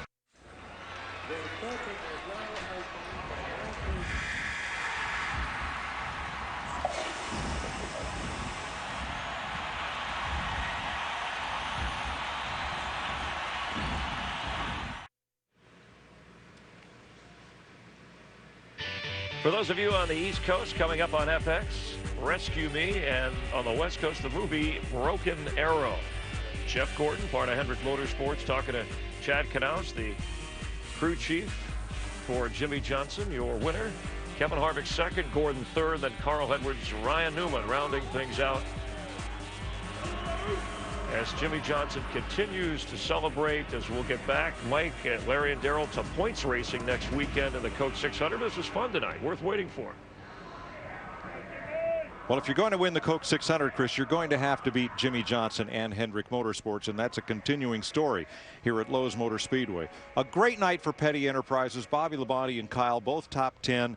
But, Darrell, the scary thing for me is drivers that have control of their car and suddenly don't. Yeah, they just lose it. They lose grip, and that's the thing I heard constantly from the drivers was, I'm driving, I'm comfortable, whoops, and around they go. We saw that with Casey Kane. We saw the number of guys, and I don't know what you do about that. Larry, even the best feedback in the world from driver to crew chief can't handle, and I don't have it. No, because there was a lot of guys, I think, that were happy with their race car, like Casey Kane. But I know the one thing that I learned tonight, I talked to Chad Knaus earlier today. A lot of these teams were out here, all of these teams were out here testing with 2 cars the last couple of weeks, getting ready for this race. Chad Knaus said they only brought 1 car. They focused for 2 days and nights on this car because they were trying to learn some things. Looks like it paid off, and I'm sure they feel like they can carry this on into next week in that 400-lap, 600-mile race. And I tell you the other thing, too. I mean, you think about next week being the 600 and points. Jimmy Johnson is going into next week smooth sailing. Right. His competitors, Tony Stewart, Matt Kenseth, Greg Biffle, guys that are challengers to that championship, they all had trouble tonight. They got to overcome that now. He is the points leader. Yes. And, Chris, there's going to be a lot of head shaking going on tomorrow about how that 48 car could be so undrivable yesterday and be a $1 million winner tonight. Thanks, guys, and it'll be a storyline during the week and one that we'll look into next weekend, Memorial Day weekend on Fox, and then following that it's off to Dover and Pocono. Those are the next 3 races. The Dover race on FX, the other 2 on Fox. Now let's talk a little bit about Jimmy Johnson's success, and as we look back towards points racing, he's had good runs the last few years points-wise, but that championship is something that has eluded him. But I think right now what we're looking at, Chris, is a smarter team than we've ever seen before. I think whenever they lost Chad Knaus, that team rallied around everyone. I mean, they pulled together and made them stronger overall. And I think Jimmy Johnson's a lot more composed. We listened to Chad Knaus coach him through a couple of tough situations tonight. And that's what you want when you're trying to be a championship contender. Watch out for him. Yeah, he's shown he's an all-star, and it's a long haul of the season. But certainly when you listen to him talk and you think about the things that he's been through, he's ready for this. And we'll be anxious next week with Chad Knaus and Jimmy Johnson teaming up. They've been dominating Lowe's Motor Speedway. We hope you'll be with us next Thursday. Nextel Cup qualifying on speed. Busch Series qualifying on speed as well. That's at 9 o'clock Eastern, 6 Pacific. Nextel Cup practice on Saturday on FX. Practice continuing in the CarQuest Auto Parts 300. That's at 7:30 Eastern. On Sunday, start your morning from the track with speed as always on the Coca-Cola 600, 5 o'clock Eastern, 2 o'clock Pacific.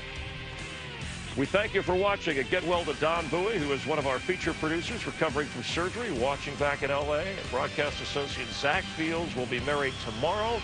Congratulations, his future bride, Erica. We wish him the best and want you to come back to work with us soon. Thanks for watching NASCAR on FX.